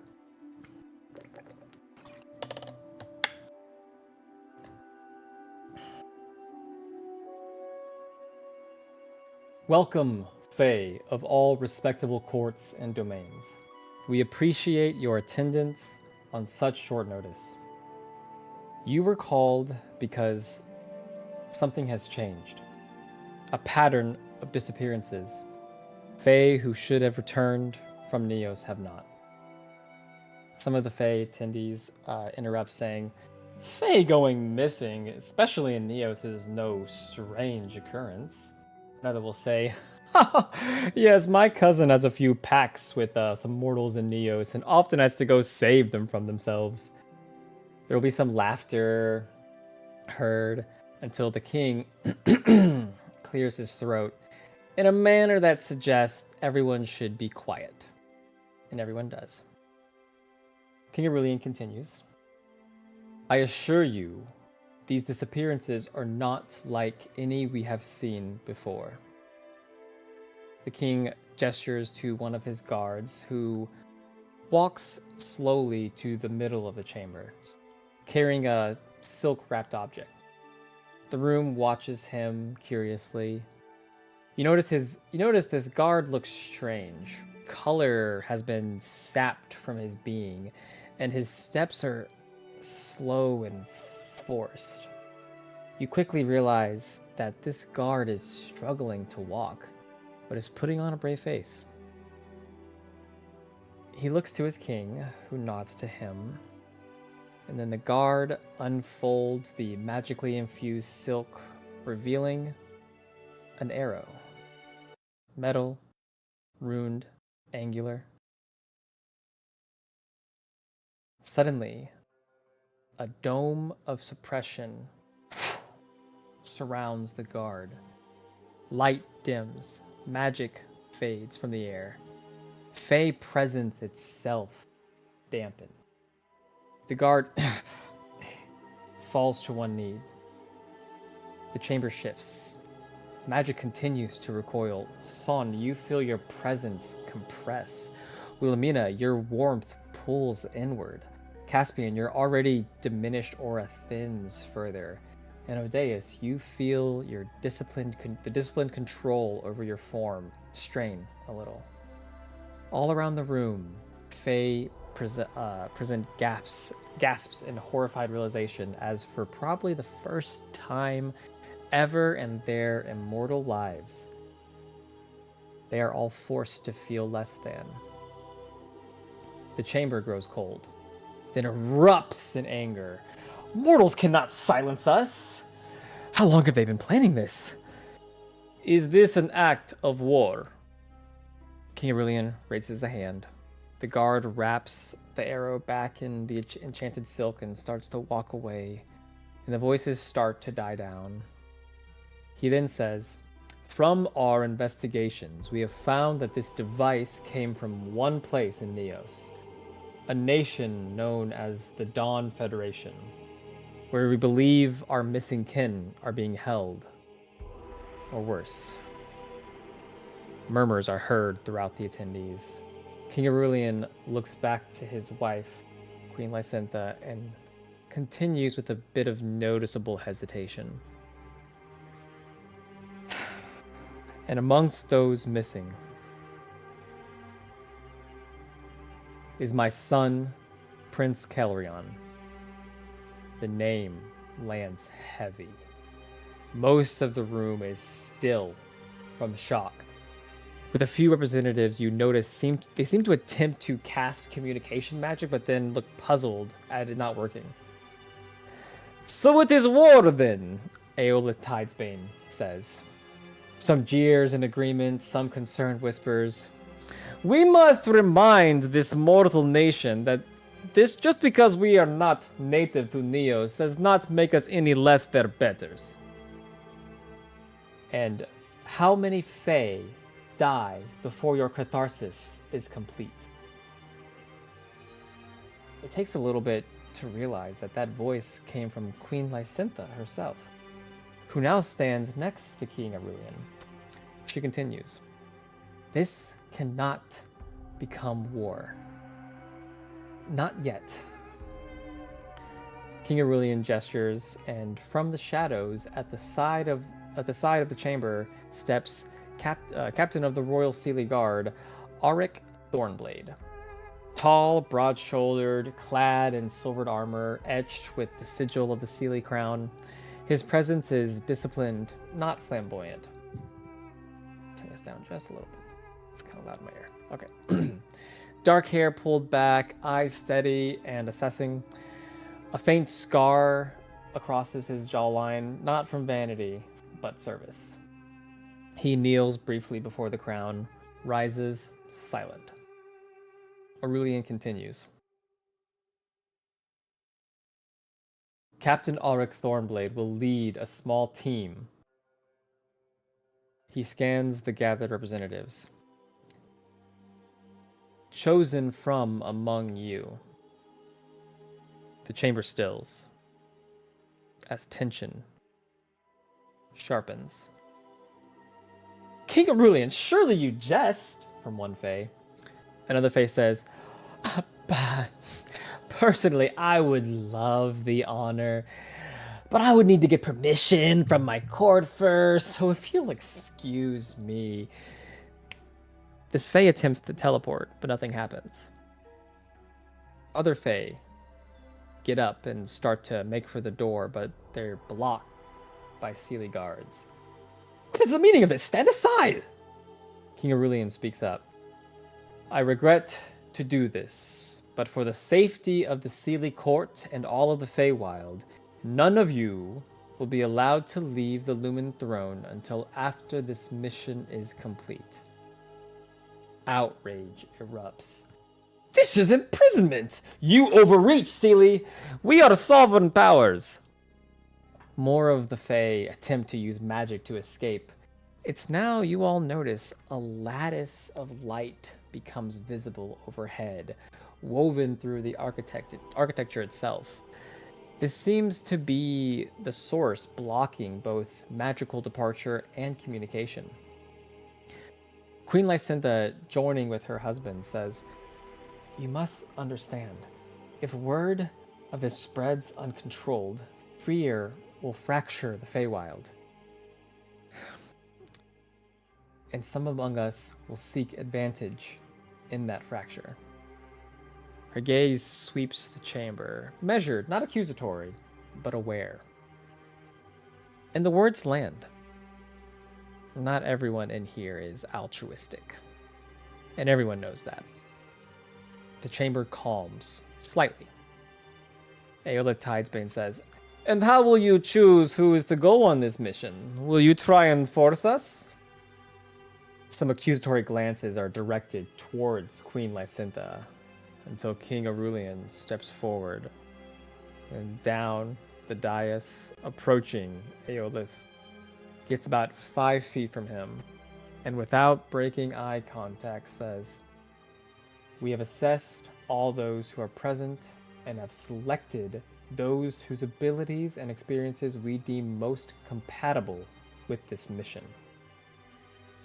He then pans around, taking in all the chamber, and continues, "Stealth, deception, and a good supply of cunning will be needed. We only desire 3 of you to accompany Captain Arik, and we will not force any of you to go." He nods to Alaris, his advisor. Her eyes glow faintly, and beams of light erupt from the floor, highlighting 5, 8, 10 different Fae in this chamber. Among those are Son Ashdance, Wilhelmina Grove, Drevin Quillshade, and Caspian Scarletcowl. There's some immediate surprise at seeing the light shine around Caspian, which prompts Drevin to speak up. "King Aurelian, on behalf of the Unseelie Court, I will go and represent both my court and the Feywild. And I should be the only one from my court to go. It is pointless to send redundancies." King Aurelian looks over to Caspian with a curious look and says, "Very well." And the light around you, Caspian, fades. King Aurelian continues, "Who else amongst you who have chosen will volunteer?" Most of the chosen walk out of the light, rejecting this offer. What does Son do? At the realization of the enormity of the situation, Son's eyes take on a brilliant hue of light. The excitement of the new experiences and stories just resonate deeply with them. And they just break out in just a melodious laugh. Oh, oh, what stories I could gather. I will go. I will enjoy this greatly. Wilhelmina, what do you do? Wilhelmina is steadfast in her decision to go. She is more than happy. Well, I don't know if I want to use the word happy, but she wants to represent the Sunlight Grove and to do what she can due to the debt that is owed. She steps forward and gives a light bow and says, I will go. The three are chosen. The lights stay on Son, Wilhelmina, and Drevin. The king nods and says to the rest, all those who have attended this meeting will be given personal chambers to stay during this time.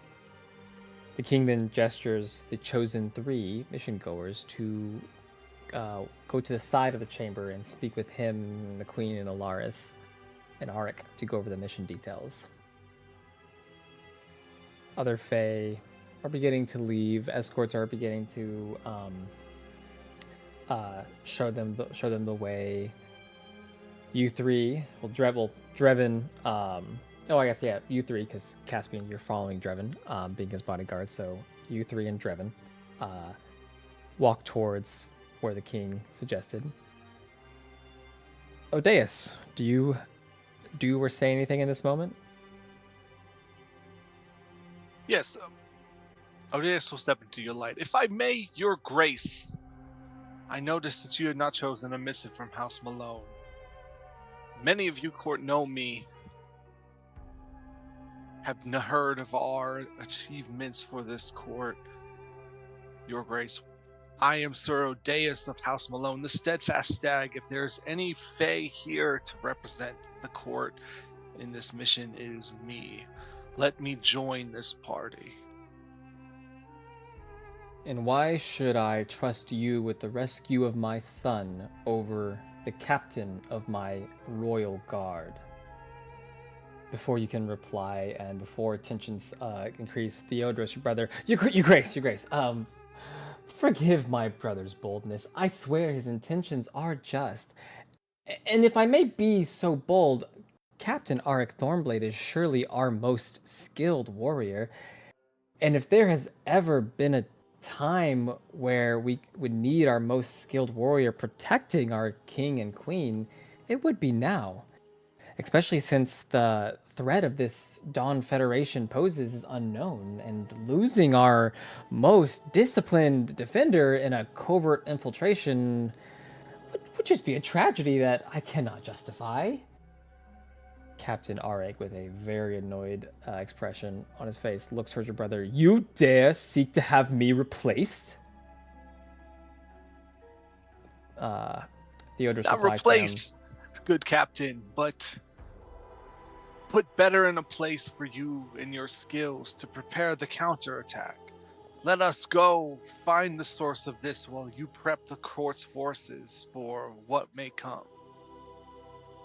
Theodros adds to your statement, as my brother suggests, we dare say that loyalty is sometimes best expressed through preservation. Queen Lysintha walks up to you and looks you dead in the eye intently. Sir Odaeus, can I trust you with the safety of my son? Your Grace, I will bring him back as if he was my own flesh. My loyalty is to you in this court, and nothing can question that. The king, Aurelian, while assessing Odaeus, looks towards the queen. She nods, and he says, "Very well. I see the wisdom in House Malone's counsel. Captain Thornblade, you will remain, and we will send..." Theodore says, "Odaeus! Sir Odaeus, yes, Sir Odaeus of House Malone, in your stead." Arik, with a annoyed, angry side-eye towards you, says, "As you wish, sire."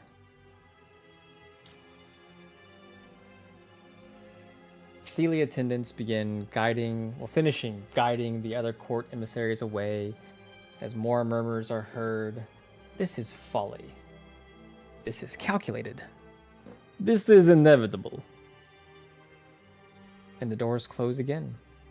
And before the dais, only the small group remains of Counselor Alaris, the king and queen, some of the royal guard, Wilhelmina, Son, Odaeus' brother Theodros, Drevin, and Caspian, who most are not really paying attention to, as Caspian very much do look ornamental to Drevin's presence to them. Alaris gestures towards a side corridor. Follow me. You all do, and the hallway beyond the main chamber is quieter. The light warmer, the light warms and more private. The air smells faintly of white cedar and something sharper. Protective magic. You enter a small circular chamber. The walls are lined with shifting star maps that show where Neos and the other planes are located in conjunction with the Feywild. At the center rests a crystal table, within which a living illusion of a continent slowly rotates. The Dawn Federation glows faintly. They all circle the table, apart from Arik, who lingers near the door, silent, contained anger simmering beneath discipline. Alaris begins. From what our scout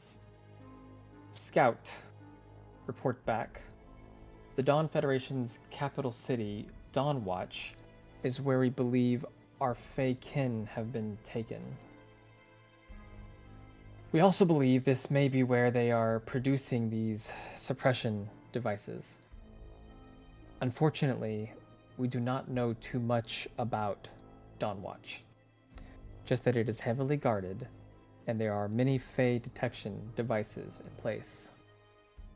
King Aurelian says, which is why we have made these. He gestures to the door, and in walk a few Seelie attendants carrying a velvet tray where 4 rings lay upon. Each ring is silver white, etched with prismatic veins. Ilaris continues, these will anchor your presence. Her voice softens slightly. They will not grant you access to your full power. They will prevent you from becoming fully diminished. You are all handed one, apart from Caspian. They will also help you disguise yourself as a mortal and avoid detection by their devices. Her fingers glide over the illusion, and the image zooms in to show a map.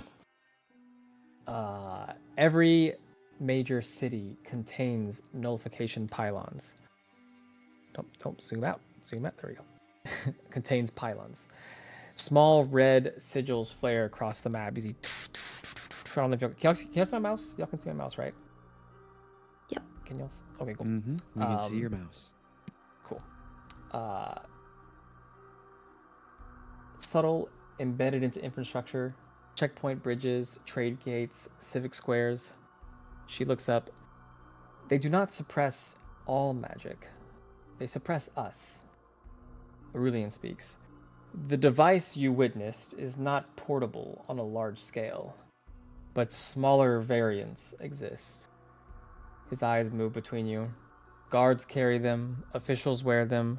Their influence radius is limited but coordinated.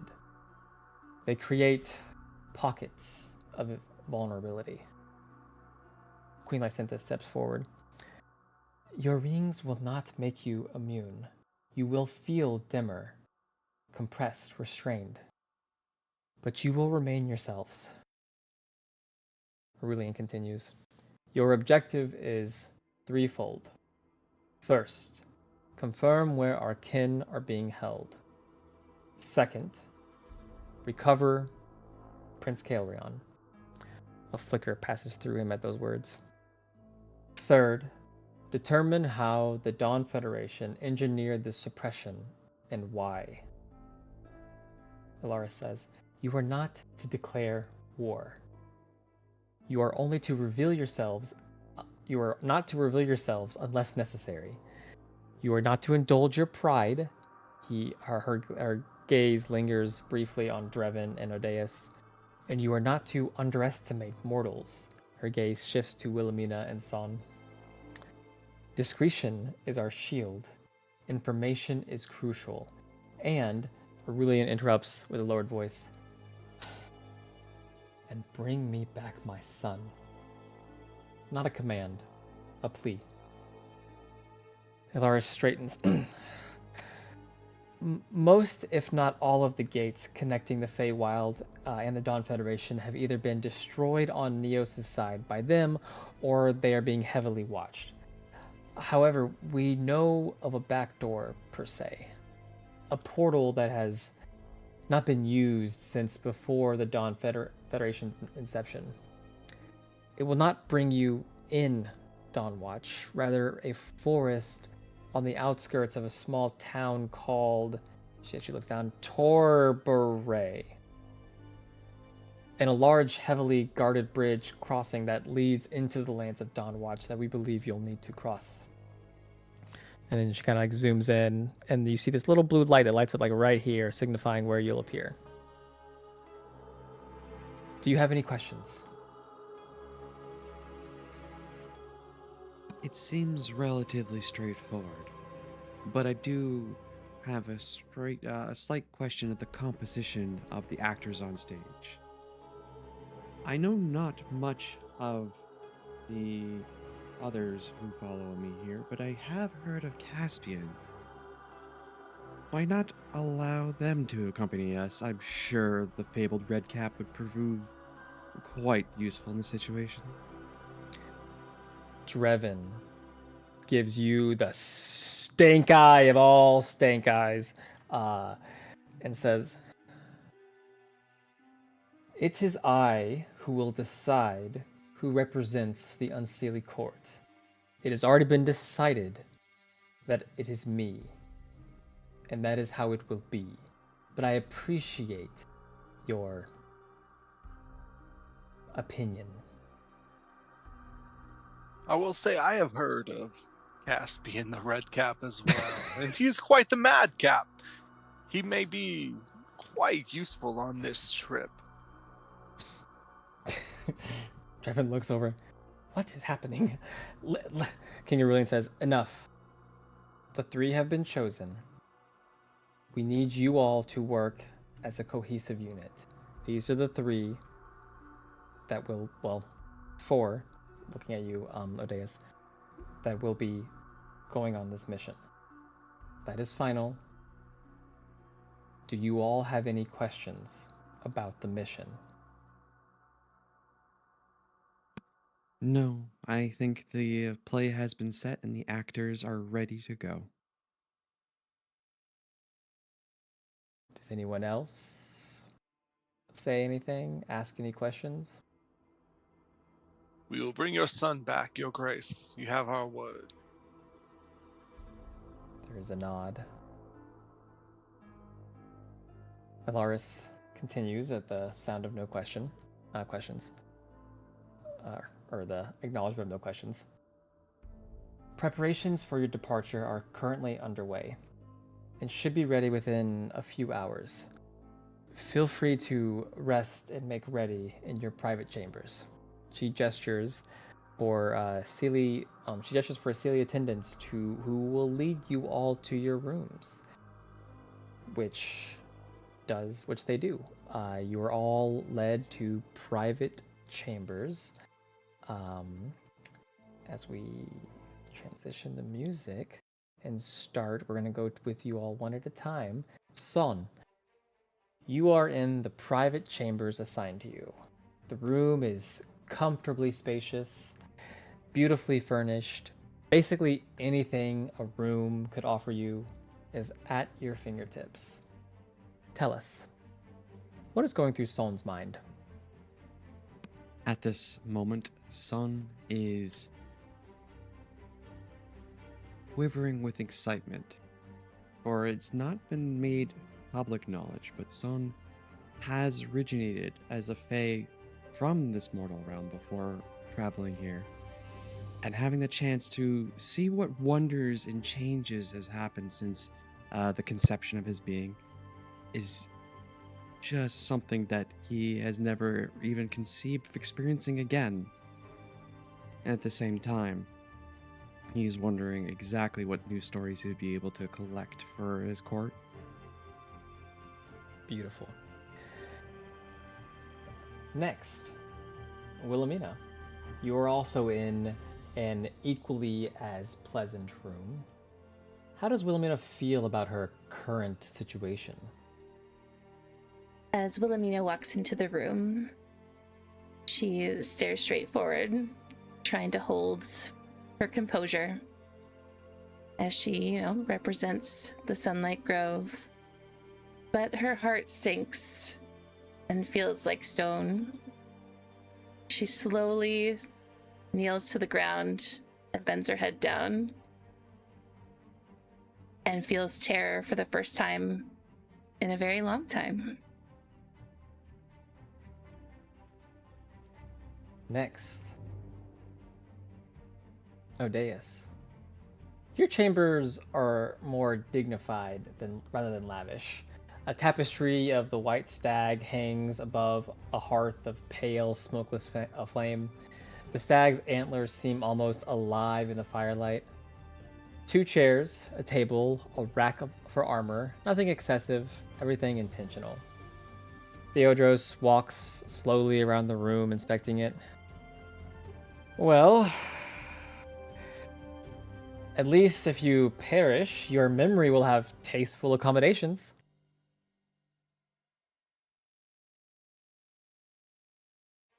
Yes, brother, of course. I sit, I polish bright leaf my sword, and I think we made a spectacle today, brother. I hope I was not too much. You always did prefer dramatic exits. Oh, he looks at you. And don't look so wounded. If I believed you incapable, I would have chained you to the estate myself. Thank you for your faith in me, brother. I hope I can live up to everything I speak of.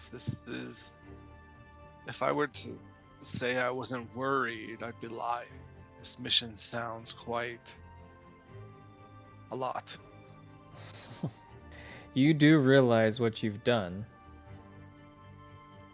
You've replaced the Sealy Court's finest blade with yourself. No pressure. Well, it's time they recognize us as the finest blades of the Sealy Court. We've only served them for a millennia. I will drink to that. He pours 2 glasses of wine, hands you one. Drevin looked positively delighted. He's probably already planning how to write about this mission in a way that centers himself. And what was that? What was up with that bear following him around? Did you see the weapon it carried? It looked as big as you.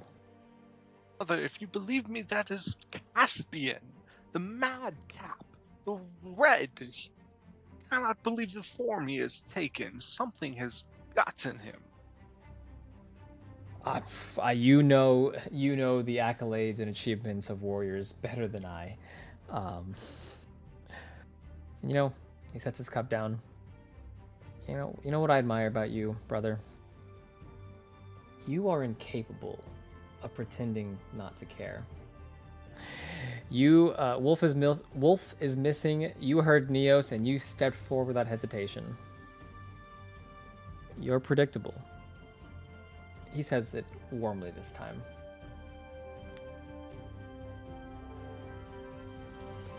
I appreciate, brother. I sometimes find myself trying to live up to my own hype, and it can be quite difficult. He walks towards you with a serious shift in his demeanor and places a hand on your shoulder. I teased you earlier, but listen to me now. He grips your shoulder more firmly. Do not die for pride. Do not die for spectacle. And do not die because you believe that being noble requires it. You are Will not a do my symbol. best, brother. Pride You are and not. spectacle are part of our family. That is always the way it's been. You are not a symbol. You are my brother. He clears, kind of like trying to will away the like him choking up a little bit. He's always been a bit more emotional than you. Well, if you must save a prince, retrieve missing Fae, dismantle a mortal conspiracy, and avoid starting a war, he looks up to you and walks up and adjusts your collar a bit.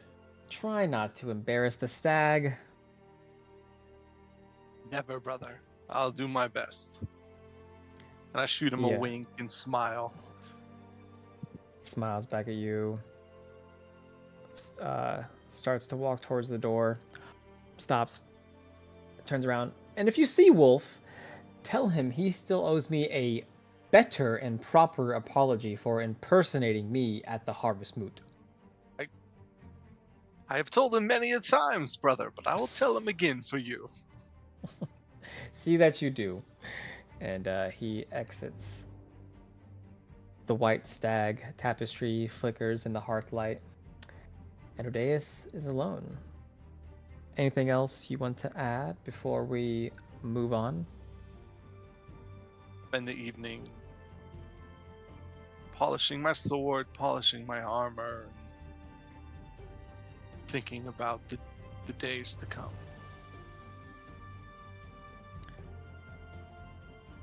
We shift away slowly and into a different room. Drevin and Caspian's room. Their room is similar in appearance to Son's and Wilhelmina's. Drevin, while adjusting the leather armor that Caspian, he has no business wearing. You saw how they looked at you? No, I suppose you did not. You were probably looking at the floor. He begins unfastening the Sealy suppression ring from the velvet cushion. He turns it between his fingers, examining the etching. Do you understand what this is? By all means, enlighten me with that sharp wit of yours. This is trust. He slips it onto his finger. The faint shimmer stabilizes around him. And trust is not extended to curiosities. He walks slowly towards the window.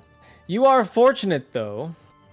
Your presence here will go down in history as an accessory. He starts to pour himself a glass of wine, back turned from you. I will bring back such honor and fame to the Unseelie Court. I wonder if Queen Morglaive will request an audience with me. There's this annoying, excited giddiness as he is drinking his wine, not looking at you. As he continues to ramble and rant about himself, Caspian slowly pads towards him. Pause on the mall. Again, footsteps not making a sound. And then there's a flash. As right as he turns around and says, and I need you, when I'm gone, you're gonna stand in the what? The strike is sudden, precise, not wild. The impact echoes dull against crystal walls. Drevin collapses, not dramatically, but abruptly. A scholar undone by assumption. He hits the floor, still. The ring gleams faintly on his fingers. Caspian walks up to the body, slowly removes the ring from from Drevin's finger, and Does the ring change in size when he picks it up? As you pick up the ring, which does slide free, there is resistance at first, but then alignment. The ring starts to mold and shape to fit you perfectly. All right. What is the view outside the window? Are we on an upper floor? Yes, you are on the second floor right now of this very impossibly large castle. Right, I'm going to open the window, look out. What is the view outside? What is on the other side of this lid? Let's see where you would be, where your room would be. So you see the tall crystalline gates of the that surround the Lumen Throne. You see down below there are some attendees, some stable hands, and just the bustle of a busy, concerned palace. But I will say, you do look over, and there is a wardrobe that has now been slightly opened in the room as Drevin was seemingly about to access it. Yeah, so as I look through the window, I see, well, unfortunately, there doesn't seem to be a good spot for disposal. So Caspian walks back to the body after shutting the windows, effortlessly picks up the body, shoves it into the wardrobe, shuts the doors to the wardrobe, lets out a sort of satisfied sigh. No redundancies. With the ring adorned, unseelie glamour folds over you. Dark silk reshapes, stitches smooth, button eyes vanish beneath illusion. Fur dissolves into tailored shadow. You stand with the appearance of Drevin. Perfect, measured, even the curl of disdain at the lip is replicated.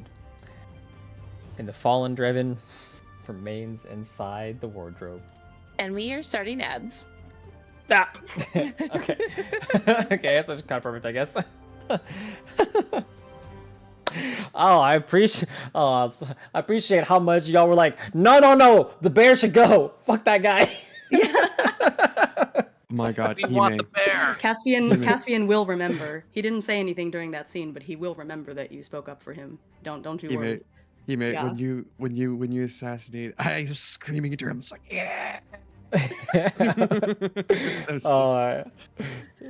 Yeah, I love that. Y'all were all y'all were like, no, you should go. My head, I'm thinking like, it's okay, guys, don't worry, we got a plan.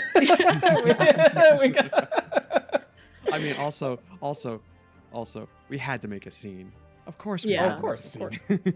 Of course. You're all powerful Fey beings. It made it easier for Caspian to kill him, I think, because he was extra smug about it, like, Everybody wants you there. everyone wants you there, but I'm going. None are the wiser.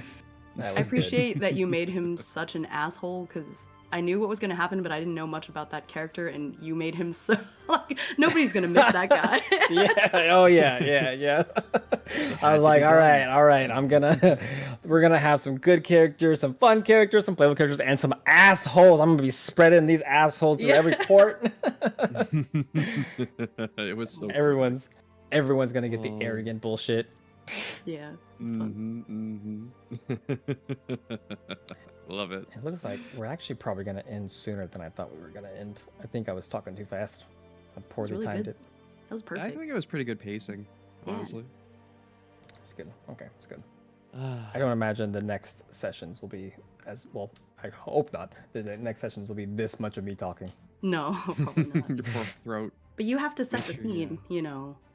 Yeah, of course, yeah. Which I already knew, like coming into this, I was like, all right, this first session, this is gonna be. I need to put on my actor's hat and performative time. How many voices am I gonna do? Gotta practice in the shower. Yeah. Rovican in chat, just Rovican spreading his a-hole around. I know. I was like, wording? Oh, they can still. You didn't do the cup beer back thing. They can still hear us. Ah, they sing behind the curtains. I'm just standing here going, good. See behind the actor's Exposed. I've been exposed. And ads are done. My boss has betrayed me. I was having FOMO because you guys were talking and I couldn't hear anything because I had to mute. That was beautiful. I so love good. that. Appreciate you. That was so good. If any of you clip anything, I'll cry.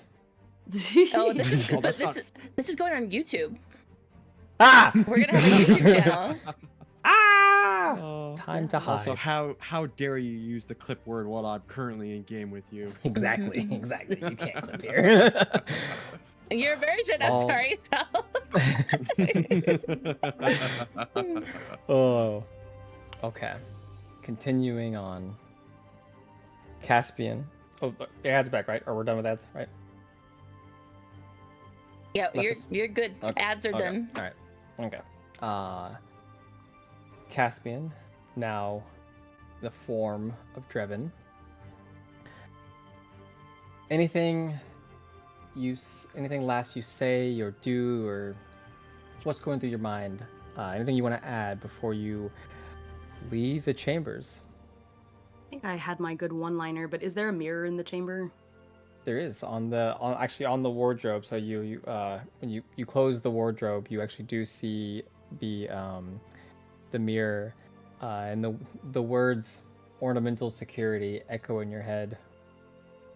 I look at the mirror, see the face of Driven on the other side when I'm looking at it, and just sort of shake my head. Oh, I never was very good at acting, but I'll have to give it a try.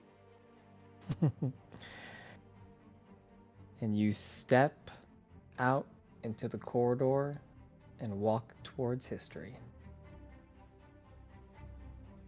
We now transition to outside of the Lumen Throne. The four of you are escorted from the palace through a quieter path, one not meant for courtly display. The crystal towers fade behind you. The music of the palace softens. The Feywild grows older here. Less curated, more ancient. The path winds into a grove untouched by banners or ceremony. And there, in a hidden away clearing, easy to miss, easy to disregard, a very old tree that could only be described as unexpected.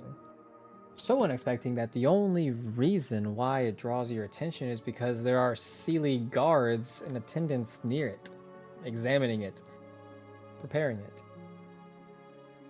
Its bark is silver gray, veined faintly with living green light, and down the center, a split, a perfect vertical fracture from root to canopy, not broken, opened. Just wide enough to walk in? No.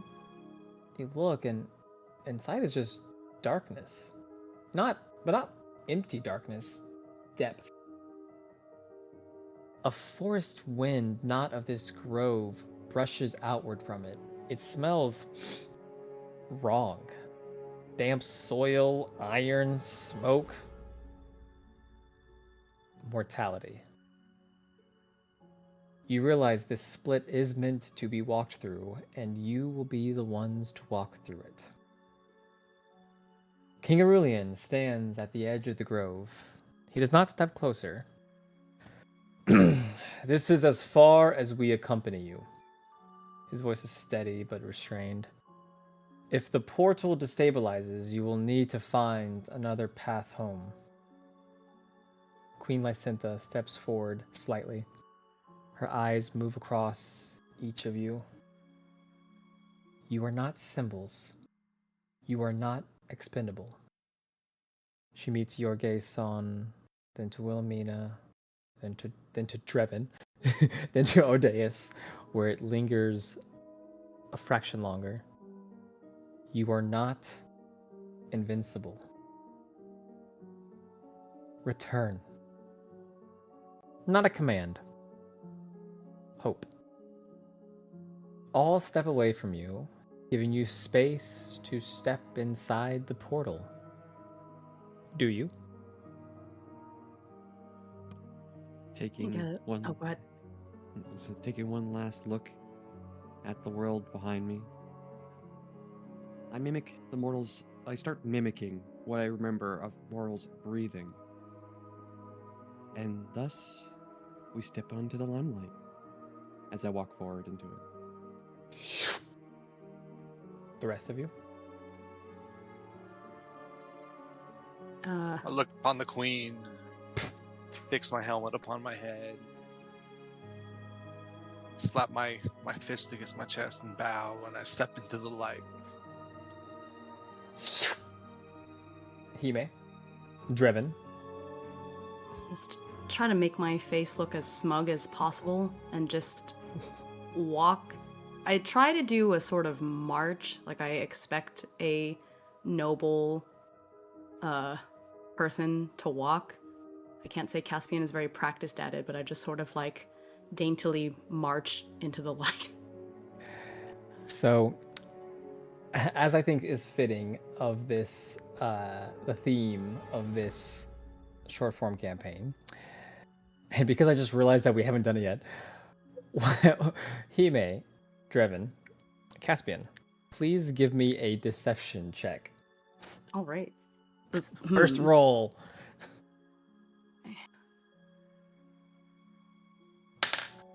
That's me, sorry. I just push the button on the. Yeah, so there's numbers next, like you see the word deception, and then like the Okay, next to I it, there'll clicked be the numbers. numbers. Okay, I Yeah, gotcha. yeah. When I clicked it, did it go? Do we see a roll appear?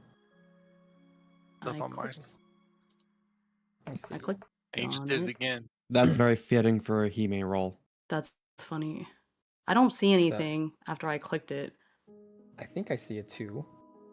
That's very funny. I don't see could be anything. nothing. It could be nothing else other than a 2. You may need to refresh your page. Okay. Oh, and make sure that you can right click on the number. Make sure it says roll to everyone. Okay.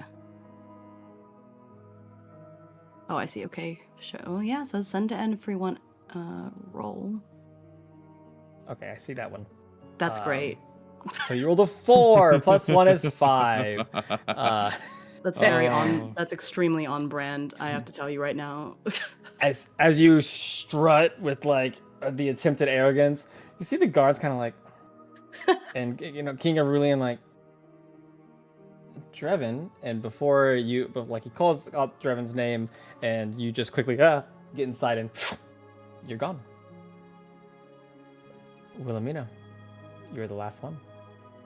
Wilhelmina steps forwards ever so slightly and takes a glance at those around her. And her eyes that had once had a lot of determination look painful. She grips her fists and stares ahead. A petal from her flowers in her hair drifts down to the ground as she steps forward into the portal. As each of you, one at a time, steps through, the feywild light thins, the color drains subtly, sound dulls, magic compresses, and the moment your foot touches Neos, you feel it. Distance. Not from home, from ease. Behind you, the split seals with a soft final sigh. The ancient, unexpected tree stands in wait for your return. Hopefully it'll still be there. You stand in a forest. The trees do not glow. The air smells of wet bark and distant chimney smoke. Somewhere a crow calls. but it does not sing. It just caws. The sky is gray. The world feels structured, contained, and for the first time in perhaps centuries, you feel watched. Not by a court, not by a god, but by a world that does not love you back. Guard towers of what appears to be the very large checkpoint bridge can be seen beyond one edge of the tree line, where you assume to be your intended destination. You all instinctively attempt to flex your power to test, and soon realize this world does not respond to you the way the Feywild does. Your emotions won't bend stone. Your presence won't rewrite the air. Here you are limited. And if you try to force it, you might draw attention. You all look around, take in your surroundings. And Son, Odaeus, and Wilhelmina, you three immediately notice where Drevin Quillshade of the Unseelie Court once stood, now stands a soft, fluffy, 2-foot tall teddy bear holding a fucking giant maul. Anybody react? I look down and I say, "Well done, small actor. Well done." Sir Caspian, you did join us. I was the one chosen to go after all. I couldn't let that idiot take my place. Good, very well. I'm so happy you were here. This mission would not be the same without you. I was worried we would have to put up with that pompous asshole. It's good to have you with us. I appreciate that very much. Haven't heard words like that in, oh, quite some time, really. I assure I am well up to the task. Don't mistake my form for weakness. I never would have. And I believe this is the first time we've spoken Wilhelmina. Yes. I I'm can't believe surprised. that you have deceived the courts, Caspian. Well, they wanted Drevin to walk through the gate, and so he did. There will be repercussions later when we return. I doubt that very much. We return successful, there'll be no repercussions. Just rejoice at our success. Besides, I never said I wouldn't go. Have any of you ever been to Neos before? Not in many, many centuries. But I am sure that it could not possibly have changed much. What's a few centuries in between, right? And on that statement of reassurance at Neos's current climate, we pan away where we see in the background, firstly, a intimidating large bridge with 2 guard towers on either side. This bridge covering over the large river that surrounds the Dawnwatch lands. And it is a large river.